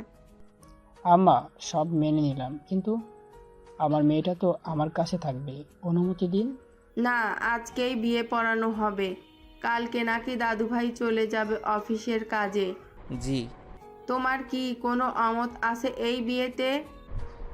না। কাজী ডাকার ব্যবস্থা করো। আজকের মধ্যে বিয়েটা যেন হয়। বিয়েটা হওয়ার পর নীলিমা দাদু ভাইয়ের সাথে চলে যাবে ঢাকায়। তারপর এক সময় বড় অনুষ্ঠান করা হবে। নীলিমাকে পড়াশোনা করানোর জন্য শহর তো যেতেই হবে। নিশা কিছু বলতে পারছিল না, সইতেও পারছে না। বিয়েটাই যে সে অমত, সে এমনটাও নয়, কিন্তু তার মেয়েটা ছোট, হঠাৎ করে সব কিছু হয়ে গেল। মেয়েটা মানতে পারবে তো, এইটা নিয়ে চিন্তায় আছে। তার কাঁধে হাত রাখলো নীলি সাখাওয়াত। কি ভাবছো? আপা, মেয়েটা তো আমার ছোট, সংসার সম্বন্ধে কোনো জ্ঞান হয়নি। আম্মার কারণে কিছু বলতেও পারছি না, সইতেও পারছি না। ছোট তো কি হয়েছে, আমরা সব শিখিয়ে পড়িয়ে নেব, চিন্তা করো না। বাড়িতে তো আরও দুটো মেয়ে আছে, ওদের মতো করেই রাখবো। আর আমার ছেলে যথেষ্ট ভালো, তোমরা জানো। ইনশাল্লাহ সব কিছু ভালো হবে। ছেলের বউ হিসেবে নীলিমাকে আমার খুব পছন্দ হয়েছে, কিন্তু বয়স অনেক ছোট, সেটা ব্যাপার না, আমরা সব শিখিয়ে নেব। হ্যাঁ নীলি ঠিকই বলেছে, চিন্তা করো না তো। আর ওকে এখনই কি আমরা সংসারের দায়িত্ব নিতে দেব? ও পড়াশোনা করবে, আমরা যতদিন আছি ততদিন সংসারের চিন্তা করতে হবে না ওকে। তোমাদের যখন মন চাইবে ওকে দেখে আসবে, আবার ওর যখন মন চাইবে তোমাদের কাছে আসারও চলে আসবে। আমরা কেউ তো আর বাধা দিচ্ছে না, ওকে স্বাধীন মতো চলাফেরা করবে। রাত 12টার পরে নীল আর নীলিমার বিয়ে পড়ানো হয়ে গেল। নীলিমা যেন একটা পুতুল, তাকে যা বলা হচ্ছে সে যেন রোবটের মতো তাই করছে। জাইমা দরজা বন্ধ করে কান্না করছে। এটা তো হরই ছিল, তাহলে কেন কষ্ট পাচ্ছে সে? সে তো নীলকে ভালোবাসতো, কিন্তু ভালোবাসার কথা বলে নীলের সাথে তার ভাই বোনের সম্পর্ক নষ্ট হয়ে যেত। সম্পর্ক নষ্ট করতে চায়নি, একসময় তো বিয়ে করতেই হতো নীলকে। তাহলে আজ এত কষ্ট কেন হচ্ছে? একতরফা ভালোবাসাগুলো এত কষ্ট কেন দেয়? ফ্রেশ হয়ে নাও। জি, কিছু বললেন? বললাম ফ্রেশ হয়ে নাও, সারাদিনে অনেক ধকল গেছে। ফ্রেশ হয়ে একেবারে অজু করে এসো। অজু করে কেন আসবো? অজু মানুষ কেন করে সেটা কি তুমি ভুলে গেছো? না। তাহলে যাও, ফ্রেশ হয়ে এসো। নীলিমা চুপচাপ ফ্রেশ হতে চলে গেল ওয়াশরুমে। অন্যদিকে নীলিমার এমন বোকা বোকা কথা শুনে নীল হাসতে হাসতে শেষ। মেয়েটা এখনো ঘোরের মধ্যে আছে, কিছুই বুঝতে পারছে না, তাই তো এমন প্রশ্ন করছে। আসলে হঠাৎ করে এমন হবে যে কেউ পরিস্থিতি মেনে নিতে পারবে না। আসলে হঠাৎ করে এমন হলে যে কেউই পরিস্থিতি মেনে নিতে পারবে না, এটাই স্বাভাবিক। নীলা চলে গেল অন্য ওয়াশরুমে ফ্রেশ হওয়ার জন্য। নীলিমার একেবারে গোসল করে বের হলো, দেখলো রুমে কেউ নেই, চুপচাপ খাটের উপর বসে রইল। একটু পরে নীল আসলেই দুজনে একসাথে নামাজ পড়ে নিল। আল্লাহ তাআলার কাছে তাদের বিবাহিত জীবন যেন সুখী হয় সেই দোয়াই কইল। নামাজ পড়ে উঠতে নীল খেয়াল করলো নীলিমার পিঠ ভিজে উঠেছে। ঘোমটাটা সরিয়ে দিতেই দেখলো নীলিমার দীঘল কালো কেশ যুগল। তোমার এত বড় বড় চুল, আমি এখনো পর্যন্ত কোনো মেয়ের এত বড় বড় চুল দেখিনি। হ্যাঁ। তুমি আর এখন থেকে কখনো চুল কাটবে না, আর তোমার চুলের দায়িত্ব সব আমার। আমি তোমার চুল দেখে রাখবো, তোমার চুলের যত্ন নেব। দেখি, এইদিকে এসো, চুলগুলো ভিজে আছে, তোমার ঠান্ডা লাগবে। বলেই নীল নীলিমার চুলগুলো তোয়ালে দিয়ে সুন্দর করে মুছে দিল, তারপরে হেয়ার ড্রায়ার দিয়ে শুকিয়ে দিল। নীলিমার চুল থেকে সুন্দর একটি স্মেল আসছে। এই স্মেল যেন নীলকে পাগল করে দিচ্ছে। ধীরে ধীরে নীলিমার চুলের মধ্যে মুখ গুজে দিল নীল, তারপরে ছোট্ট করে চুমু খেলো কয়েকটা। চুলের ঘনত্বের কারণে নীলিমা বুঝতে পারলো না, তবে এতটুকুন বুঝতে পারলো নীল তার খুব কাছে। আমার খুবই ক্লান্ত লাগছে। নীলিমার কথায় নীলের ঘোর ভাঙলো। নীলিমাকে ছেড়ে দূরে চলে গেল। বিছানায় গিয়ে ঘুমিয়ে পড়ো। নীলিমার কোনো কথা না বাড়িয়ে চুপচাপ বিছানার এক কোণে গিয়ে ঘুমিয়ে পড়ল। কিছুক্ষণের মধ্যেই বারান্দা থেকে এসে দেখে নীলিমা গুটিসুটি মেরে ঘুমিয়ে আছে। এসির পাওয়ারটি একটু কমিয়ে দিয়ে নীলিমার শরীরে কাঁথাটা সুন্দর করে টেনে দিল। নীলিমার ওপর পাশে সে নিজেও শুয়ে পড়ল। চারিদিকে ফুরফুরে বাতাস, আকাশে হালকা মেঘ কিছুক্ষণ পরপর সূর্যকে আড়াল করছে। সকালটা কেমন যেন গোমট, মেঘাচ্ছন্ন রোদে উজ্জ্বল আকাশ, চারিদিকে পাখি কিচিমিচির শব্দ। জানালার কাছে একটা দোয়েল পাখি ঠোকরাচ্ছে। সেই শব্দে ঘুম ভেঙে গেল নীলিমার। পিটপিট করে চোখ খুলতেই নিজেকে একটা অচেনা রুমে আবিষ্কার করলো। পাশে তাকাতে দেখতে পেল কি যেন শুয়ে আছে। তড়িঘড়ি করে শোয়া থেকে উঠে বসে পড়ল। কিছুক্ষণ জিম মেরে বসে থেকেই মনে পড়লো, আরে তার তো গতকাল বিয়ে হয়ে গেছে। সেটা কারোর কাছে স্বপ্নের মতো। অন্যদিকে নীলিমার তাড়াতাড়ি ওঠার কারণে নীলের ঘুম ভেঙে গেল। ঘড়ির কাঁটায় 9টা বেজে 30 মিনিট। নীল ঝট করে উঠে বলল, আল্লাহ, এত দেরি হয়ে গেল। আজকে আমার মর্নিং ওয়াকটা মিস হয়ে গেল। তুমি কখন উঠলে? এই তো মাত্রই। ফ্রেশ হয়ে নাও। দুজনে তাড়াতাড়ি ফ্রেশ হয়ে নিচে নামলো। বাহ বাহ, অবশেষে তাহলে আপনাদের ঘুম ভাঙলো। ভাবলাম আজকে আর আপনাদের মুখ দেখতে পাবো না দুপুরের আগে। জয়ের টিটকারিমূলক কথা শুনে সকলে মিটমিট করে হেসে উঠল। নীল চোখ গরম করে তাকালো। নীলমার কথাই কোনো মানে বুঝতে পারল না। মা, হ্যাঁ বল। বাড়িতে যাব না? এটা বললে কি হয়? এখন তো এইটাই তোমার বাড়ি, এখন থেকে এখানেই থাকতে হবে। আর আজকে তুমি ঢাকায় চলে যাবে। ঢাকায় চলে যাব মানে? ওইখানে তোমার বর থাকবো, শ্বশুর বাড়ির সবাই তোমাকে, তাই তোমাকে এখান থাকতে হবে। আর পড়াশোনার জন্য তো তোর ঢাকায় যাইতে হবে। প্রশ্নবোধক চোখে নীলিমা তার বাবা মায়ের দিকে তাকালো। শাওন চোখে ইশারায় হ্যাঁ বোধক বোঝালো। সকলে খাওয়া দাওয়া শেষে নীলিমাকে নিয়ে নীল, জয়, অনু, অলি সবাই নীলিমাদের পাশে গেল নীলিমার প্রয়োজনীয় জিনিস আনতে। আশেপাশে মোটামুটি জানজানি হয়ে গেছে যে নীলিমার সাথে নীলের বিয়ে হয়েছে। সবে এসেছে তাদের বাড়িতে। সাইমা খবর শুনে দৌড়ে নীলিমাদের বাড়ির সামনে এসে দাঁড়ালো। দেখলো মানুষের প্রচণ্ড ভিড়। একেবারে বাড়ির ভিতর প্রবেশ করতেই দেখলো বাড়ির ভিতর কিছু অপরিচিত মানুষ। শুধু জয়কে চিনতে পারলো। জয় সাইমাকে দেখে বলল, আরে ঝগড়ুটে যেখানে। সাইমা কিছু না বলে সরাসরি নীলিমার রুমে গেল। দেখলো নীলিমা জামা কাপড় গোছাচ্ছে। আমাকে না জানি বিয়ে করে নিলে, এখন আমাকে রেখেই চলে যাচ্ছিস। তুই এসেছিস আমার সাথে রাগ করছিস? বিশ্বাস কর, আমি এসবের কিছুই জানতাম না। তুই আমাকে কথা দিয়েছিলি পরীক্ষা শেষে কোথাও যাব না কেউ, তুই আমাকে রেখে চলে যাচ্ছিস। আমি একা একা কেমন করে থাকবো? তুই তো ঢাকায় ভর্তি হবি, দুজনে একসাথে একই কলেজে ভর্তি হব। তোর মতো এত ভালো ছাত্রী আমি নাকি? কে বলেছে তুই ভালো ছাত্রী না? দেখিস আমরা কি কলেজে ভর্তি হব। সাইমা হঠাৎ করে নীলিমাকে শক্ত করে জড়িয়ে ধরল। নীলিমা ডুকরে কেঁদে উঠল। সাইমা ফুপিয়ে ফুপিয়ে কাঁদতে শুরু করলো। কান্নার শব্দ পেয়ে সকলের রুমে এসে দেখলো তাদের এই কাহিনী। সকলের চোখ চলচল করে উঠল। অনেকক্ষণ পরে দুজন দুজনকে ছেড়ে কিছুটা স্বাভাবিক হলো। দুজনকে একসাথে সময় কাটানোর জন্য সবাই রুম থেকে বের হয়ে গেল। দুজনে গল্প করতে করতে কাপড় গোছাচ্ছে। কখন যে সময় পার হয়ে গেল কেউই বুঝতে পারলো না। হ্যাঁ, গাড়ি চলে এসেছে, এখন যেতে হবে। যাওয়ার কথা শুনতে নীলিমার বুকে ধক করে উঠল। সাইমা নীলিমাকে গাড়িতে উঠিয়ে দিল। গাড়ি যত দূর যায় নীলিমা জানালার বাহিরে দিয়ে তাকিয়ে রইল। সাইমাও চলে গেল তাদের বাড়ির উদ্দেশ্যে। এক বন্ধুত্বর বিচ্ছেদ ঘটল। যদিও বন্ধুত্বের বিচ্ছেদটা সাময়িক সময়ের জন্য, তবুও কষ্টটা হাজার গুণ বেশি। নীলিমা জানালার পাশে মাথা ঠেকিয়ে কাঁদতে লাগলো। নীলের কষ্ট হলেও কিছু করার নেই, এটাই প্রকৃতির নিয়ম। নীলিমাকে টেনে তার বুকের মধ্যে চাপটে ধরল। জাইমা সেটা দেখে অন্যদিকে মুখ ঘুরিয়ে তাকালো। নীলিমার বাবা, আজকে বাড়িতে দেখো কেমন ফাঁকা ফাঁকা লাগছে। কেউ আমার সাথে তর্ক করছে না, বুকটা খা খা করছে। তুমি বাহির থেকে আসলে কেউ বলল না যে আমার জন্য কিছু এনেছো বাবা? মেয়েটা আজকে কত দূরে? কান্না করো না, সব ঠিক হয়ে যাবে। তুমি দেখো মেয়েটা খুব ভালো থাকবে। ঢাকায় যে আমাদের একটা ফ্ল্যাট আছে না, চলো যাব। মেয়েটাকে ছাড়া এত দূর থাকতে ইচ্ছা করছে না। সত্যি? ভেবেছিলাম মেয়েটাকে ঢাকায় ভর্তি করালে তখন সবাই চলে যাব ঢাকায়, ফ্লাইটে থাকবো। কিন্তু এখন তো মেয়েটা শ্বশুর বাড়ি চলে গেল, তাই আর এইখানে থেকে কি হবে? মেয়ের থেকে এত দূরে থাকবো কিভাবে? এখন খুশি? নীলিমা কান্না করতে করতে নীলের বুকের মধ্যে কখন ঘুমিয়ে পড়েছে বুঝতেই পারেনি। নীল সিটে হেলান দিয়ে নীলিমাকে জড়িয়ে ধরে বসে রয়েছে। মাঝরাতে সকলে বাড়িতে পৌঁছালো।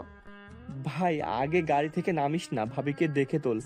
তারপর দরজায় এসে দাঁড়িয়ে থাকা বড় আম্মু বলছে বরণ করে ঘরে তুলবে।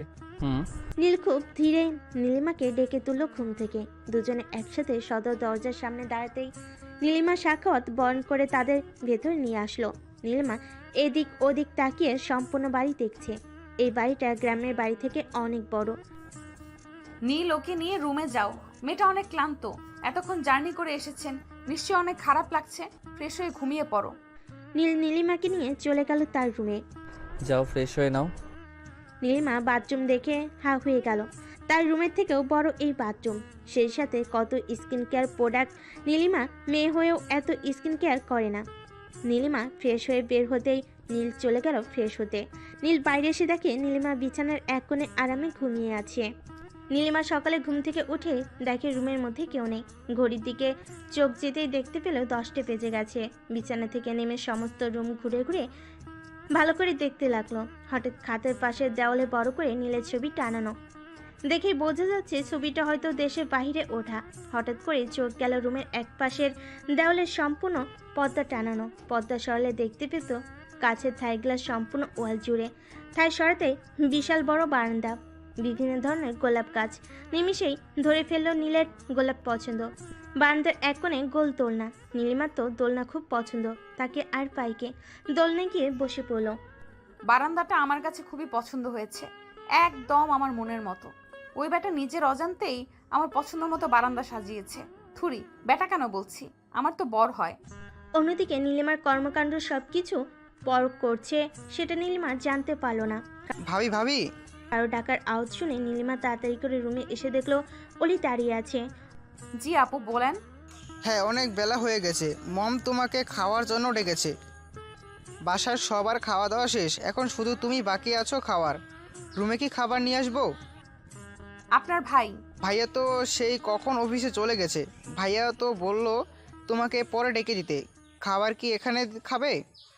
সবাই যেহেতু খাওয়া দাওয়া করে ফেলছে, তাহলে রুমে। ঠিক আছে, লজ্জা পেতে হবে না। আমি মমকে বলে লতাকে দিয়ে খাবার পাঠিয়ে দিচ্ছি। অলি রুম থেকে চলে যেতে নীলিমা ফ্রেশ হতে চলে গেল। ফ্রেশ হয়ে বাইরে এসে দেখে লতা খাবার নিয়ে দাঁড়িয়ে আছে। ভাবি, আপনার খাবার কনে রাখমু? এত খাবার কে খাবে? কেন, আপনি খাইবেন? না না, আমি রাক্ষস নাকি যে এত খাবার খাবো? আল্লাহ ভাবি, আপনি কি কন এগুলা? ভাই তো আরো দ্বিগুণ খাবার খাই। দেখেন না, ভাই প্রতিদিন জিম করে, কি বডি বানাইছে। আপনি তো হের চিপাই পইরা গেল নাই যাইবেন। আপনার তো শক্তি হন লাগবো। লতার এমন কথা শুনে নীলিমা বেচার লজ্জা পেল। আচ্ছা ঠিক আছে, আপনি টেবিলের উপর খাবার রেখে যান, আমি খেয়ে নেব। লতা চলে যেতেই নীলিমা খেতে বসলো। খুব কষ্টে 2টো পরোটা আর ফলের জুস খেলো। তুমি তো কিছুই খাওনি, এভাবে খেলে কি তোমার দিন চলবে? দুর্বল হয়ে যাবে তো। আন্টি, আমি এর থেকে বেশি কিছুই খাইতে পারবো না, প্লিজ জোর করবেন না, তাহলে বমি হয়ে যাবে। তুমি আমাকে আন্টি বলছো কেন? হয় নীলের মতো মম বলে ডাকবা, না হয় আম্মা বলে ডাকবা। আমি তো তোমার আরেকটা মা, তাই না? হ্যাঁ, আমিও কিন্তু নীলের ছোট আম্মা, তোমারও ছোট মা। মম, আম্মা, মা যা ডাকতে মন চাই তুমি ডেকো। জি। অলি, বলো মম। মেয়েটা সেই সকাল থেকে একা একা। যাও, ওকে সম্পূর্ণ বাড়ি ঘুরে দেখাও। দুজনে মিলে সম্পূর্ণ বাড়ি ঘুরে ঘুরে দেখলো। এইবারে ছাদ একটু বেশি পছন্দ হয়েছে নীলিমার। ছাদে নানা রকম দেশি বিদেশি ফুল গাছ, সুইমিং পুল, দোলনা আছে, বিভিন্ন ধরনের ফল গাছ। তারা দুজনে ড্রাগন ফল গাছ থেকে ফল ছিঁড়ে খেয়েছে। নীলিমাদের বাড়িতেও গাছ আছে, কিন্তু এখনও সেই গাছে ফল ধরেনি। আর গাছ থেকে ফল ছিঁড়ে খাবার মজাটাই আলাদা, সেটা সকলেই আমরা জানি। রাতে নীল অফিস থেকে বাড়িতে এসে দেখে রুমে নীলিমা মন খারাপ করে শুয়ে আছে। টেবিলের এক সাইডে খাবার রাখা। ফ্রেশ হয়ে এসে বিছানার উপর সাইডে বসে পড়ল। এভাবে মন খারাপ করে শুয়ে আছো কেন? কই না তো। মিথ্যা বলছো কেন? তোমার মন খারাপ যে কেউ দেখে বুঝতে পারবে, আমাকে বলো। এখন থেকে সব কথা আমার সাথে শেয়ার করতে হবে তোমার। না, কিছু হয়নি তো। বাবা মায়ের জন্য মন খারাপ? আজকে সারাদিন তো তুমি বাবা মার সাথে কথা বলোনি। নীলের কথা শুনে নীলিমা চুপ হয়ে রইল। নীলের আর বুঝতে বাকি রইল না যে নীলিমা তার পরিবারের জন্য মন খারাপ। আজকে তো অনেক রাত হয়ে গেছে, এখন আর ফোন দেওয়ার দরকার নেই। কালকে সকালে ফোন দিব, কথা বলে নিও। আর আজকে তোমার আব্বু আম্মুর সাথে আমার কথা হয়েছে। সত্যি? কি বললা? আমার কথা কি জিজ্ঞেস করে? হুম, তোমার কথা তো সবার আগে জিজ্ঞাসা করেছে। তোমাদের ঢাকায় নাকি ফ্ল্যাট আছে, কয়েক মাস পরে একেবারে ঢাকায় চলে আসবে।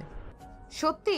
নীলিমা খুশির কারণে নীলকে কখন জড়িয়ে ধরলো সে বুঝতেই পারলো না। যখন বুঝতে পারলো নীলের কাছ থেকে সরে আসতে নিলেই নীল নীলিমাকে জড়িয়ে ধরে নীলিমার গলদেশে মুখ গুজে ছোট ছোট কয়েকটা চুমু খেলো। বেচারা নীলিমার তো যায় যে অবস্থা। নীল নেশার কণ্ঠে বলে উঠল, এইভাবেই থাকো, আমার ভালো লাগছে। এখন থেকে এইভাবেই থাকতে হবে তোমার। আপনি খাবার খাবেন না? আপনার জন্য খাবার এনে রেখে দিয়েছি। না, খাবার খাবো না, তোমাকে খাবো। আমি বাইরে থেকে খেয়ে এসেছি। বেশি কথা বলো না, আমাকে এভাবে একটু থাকতে দাও। ঘুমাবো আমি, মাথায় বিলি কেটে দাও। নীল ওভাবে শুয়ে রইল নীলিমার বুকের উপর মাথা রেখে। একসময় দুজনেই ঘুমের দেশে তলিয়ে গেল। দেখতে দেখতে 3টা মাস কেটে গেছে। এর মধ্যে নীলিমা ও দুবার গ্রামে গিয়েছে, কিন্তু বেশি দিন থাকতে পারেনি। নীলিমার আর সাইমার দুজনে একই কলেজে চান্স এসেছে। নীলিমা গোল্ডেন A+ পেয়েছে আর সাইমা শুধু A+ পেয়েছে। দুজনেরই একই কলেজে চান্স পেতে অনেক কষ্ট হয়েছে। নীলিমা প্রথম চান্সে ভর্তি হতে পেরেছে কলেজে, কিন্তু সাইমার আসেনি। তৃতীয় চান্সে সে নীলিমার কলেজে চান্স পেয়েছে। তৃতীয় চয়েসে সে নীলিমার কলেজে চান্স পেয়েছে। নীলিমার খুশি দেখে কে। আর কিছুদিন পর তার বাবা মাও ঢাকায় শিফট হয়ে যাবে। দুটো খুশি একসাথে। আজকে সকাল থেকে নীলিমা একটু বেশি খুশি। নীল অফিসে যাওয়ার জন্য রেডি হচ্ছে আর আয়না দিয়ে নীলিমার কার্যকলাপ দেখছে। কি হলো, ম্যাডামকে মনে হয় আজকে একটু বেশি খুশি লাগছে। তা কি কারণে ম্যাডাম আজকে বেশি খুশি, সেটা কি জানতে পারি? হ্যাঁ, কেন জানবেন না? সাইমার আমি একই কলেজে ভর্তি হতে পেরেছি। আর কিছুদিন পরে আব্বু আম্মু চলে আসবে। এত ভালো লাগতেছে, এত খুশি লাগতেছে, আমি বলার বাইরে। তাই? একটা কথা বলবো? বলে ফেলো। না করবেন না প্লিজ। কতদিন ধরে ফুচকা খাই না। লেখিকা নিজে অনেকদিন ধরে ফুচকা খায় না, তারও প্রচণ্ড ফুচকা খেতে ইচ্ছে করছে। সোনা, এগুলো বাইরের খাবার খেতে হয় না, পেট খারাপ করবে তো, অসুস্থ হয়ে যাবে তখন। এতদিনকে আমি খাইনি, আগে তো প্রতিদিন খেতাম। কই তখন তো কিছু হতো না। হ্যাঁ, কিছুই তো হয় নাই, শুধু গ্যাস্ট্রিকের সমস্যা হয়েছে, তাই না? এর থেকে তো বেশি কিছু হয়নি। আমি কিছু জানি না, আমি তো জানি যে আমার জন্য আনবেন ফুচকা। নীল আয়নার সামনে থেকে সরে নীলিমার সামনে গিয়ে তার কপালে ছোট্ট একটা চুমু খেয়ে পড়ল। ঠিক আছে, আনবো, খুশি। আসছে তাহলে। এই কয়েক মাসে নীল আর নীলিমার সম্পর্ক অনেকটাই স্বাভাবিক হয়েছে, তবে এখনো তাদের মাঝে স্বামী স্ত্রীর সম্পর্ক গড়ে ওঠেনি। স্যার, একটা কথা জিজ্ঞাসা করব? করো। আসলে আপনি কি ম্যাডাম কি আগে থেকে চিনতেন, বা আপনি কি ম্যাডামকে আগে থেকেই ভালোবাসেন? তোমার ম্যাডামকে আজ থেকে 10 বছর আগে থেকে চিনি আমি। আর কোনো প্রশ্ন? তাহলে আপনি যে আগে ফোনের দিকে তাকিয়ে থেকে হাসতেন, এখন তো হাসতে দেখি না। আপনি কি ম্যাডামের সাথে রিলেশন করতেন? তোমার ম্যাডামকে দেখে কি বিয়ের দিন সেটা মনে হয়েছে যে তোমার ম্যাডামের সাথে আমার রিলেশন ছিল? না, তাহলে কি অন্য কেউ? অন্য কেউ না, তোমার ম্যাডামই ছিল। আপনি বলছেন অন্য কেউ না, আবার বলছেন ম্যাডামই ছিল। ব্যাপারটা কেমন যেন হয়ে গেল না? তোমার ম্যাডামকে আমি আগে থেকে চিনতাম, তোমার ম্যাডাম আমাকে আগে থেকে চিনতো না। অনেক ছোটবেলায় আমাকে দেখেছে, তাই তারা আমার কথা তেমন একটা মনে নেই। এখন বুঝতে পারছো বিষয়টা? জি স্যার। শোনো, ড্রাইভার কাকা অসুস্থ, ভার্সিটি থেকে অলি আর জাইমাকে নিয়ে বাড়িতে দিয়ে আসবে। জি স্যার। নীলের কথা মতো হাসান গাড়ি নিয়ে ভার্সিটির সামনে দাঁড়িয়ে আছে। ভার্সিটি থেকে সবাই বের হচ্ছে, কিন্তু এখনো অনু আর জাইমা বের হওয়ার কোনো নাম নেই। অবশেষে সবার শেষে জাইমা বের হলো। আজকে আমি আপনাদের বাড়িতে নিয়ে যাব। অনু কোথায়? অনুকে তো দেখছি না। কেন? ওর ফ্রেন্ডদের সাথে ঘুরতে গেছে, বাড়িতে যেতে পারবে, সমস্যা নেই। স্যার, জানলে অনেক বকাবকি করবে। তার থেকে বড় কথা, আপনাদের শত্রুর কোনো অভাব নেই। কখন কে শত্রুতা করে। চুপ থাকেন তো, একটু সাধারণ মানুষের মতো জীবনযাপন করতে দেন আমাদের। আর স্টিক রুটিন পহরাদার আর ভালো লাগে না। ওইটা পাহারাদার না বলেন বডিগার্ড। এই একই তো হলো। ঠান্ডা হন, গাড়িতে বসুন, এসির নিচে, ভালো লাগবে। জাইমা সরাসরি পিছনের সিটে বসে পড়ল। হাসান গাড়ি চালাচ্ছে আর জাইমাকে আর চোখে দেখছে। আমাদের দিকে তাকিয়ে না থেকে সামনের দিকে তাকিয়ে গাড়ি চালান, পরে দেখবেন দুজনে উপরে চলে গেছি। জাইমার কথা শুনে হাসান কিছুটা হকচকিয়ে গিয়ে গাড়ি চালানোতে মনোযোগ দিল। এই যে মিস, ধরেন আপনার ফুচকাকে আমাকে উদ্ধার করেন। এতটুকু জানতে বলছি, তাতে আবার কথার এই অবস্থা? খাবো না আপনার ফুচকা, আপনি খান। আমি আবার কি করলাম? জেনেও না জানার ভান করেন। আরে আমার দোষটা কথা একটু বুঝিয়ে বলবেন প্লিজ, তাহলে আমি আমার দোষটা শুধরে নেওয়ার চেষ্টা করব। এমন করে কেন বলছেন? আপনাকে উদ্ধার করতে হবে। আল্লাহ, আমি তো তোমার সাথে মজা করেছি, এইটুকু মজা বোঝো না? এরে নিয়ে আমি কোথায় যাব? রাখেন আপনার মজা, দিন আমাকে। ফুচকাগুলো টপ করে খেতে লাগলো নীলিমা। অনিল একাধারে তার খাওয়া দেখছে। ওভাবে তাকিয়ে আছেন কেন? এই নিন, আপনিও নিন। তা না হলে যেভাবে তাকিয়ে আছেন আমার পেট খারাপ করবে। না তুমি খাও, তোমার আবার কম পড়ে যাবে। আমার কম পড়বে না, আপনি খান। আমি এভাবে খাবো না। তাহলে কিভাবে খাবেন? আচ্ছা, আপনি যেটা খাবার সেটা নিন। কথার মাঝে হঠাৎ নীলিমার ঠোঁটে লেগে থাকা ফুচকার টুকরোটা ঠোঁট দিয়ে চুষে নিল। কিছুক্ষণ পরে ছেড়ে দিতে নীলিমা জোরে একটা দম নিল। এটা একটু বেশি মজা, টক ঝাল মিষ্টি সব ফ্লেভার একসাথে। অন্যদিকে বেচারি নীলিমা তো লজ্জায় শেষ।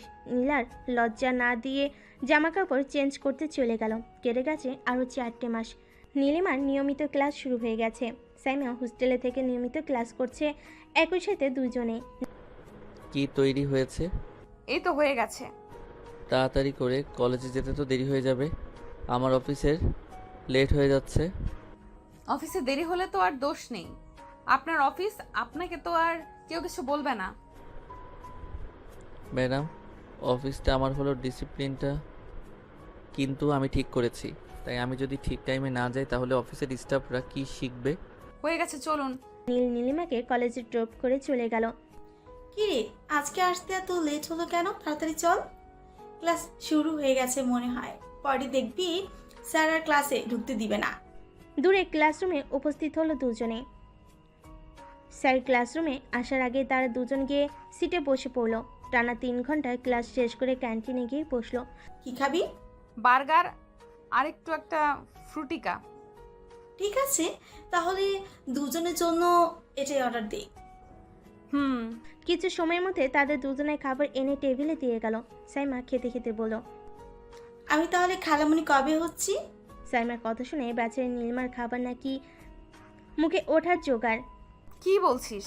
আমাদের মধ্যে তেমন কিছুই নেই। আরে তেমন কিছু নেই মানে? বাই এনি চান্স ভাইয়ার মধ্যে সমস্যা আছে তো, নাকি তোর মধ্যে সমস্যা আছে? তেমন কিছুই না, সে আমাকে সময় দিচ্ছে। 8 মাস হতে চলো তোদের বিয়ের, এখনো যদি কিছুই না হয় তাহলে কেমন শোনায় কথাটা?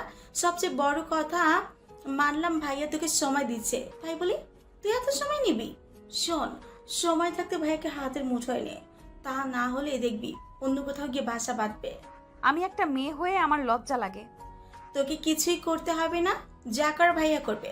আমি শুধু যা যা বলবো তুই শুধু তাই তাই করবি, মনে থাকবে? চল, ক্লাসের সময় হয়ে গেছে। আজকে বাড়িতে আসার পর থেকেই শুধু নীলিমার মাথার ভেতর সাইমার কথাগুলো ঘুরপাক খাচ্ছে। হঠাৎ, ভাবি আসবো? আসেন ভাইয়া, কিছু বলবেন?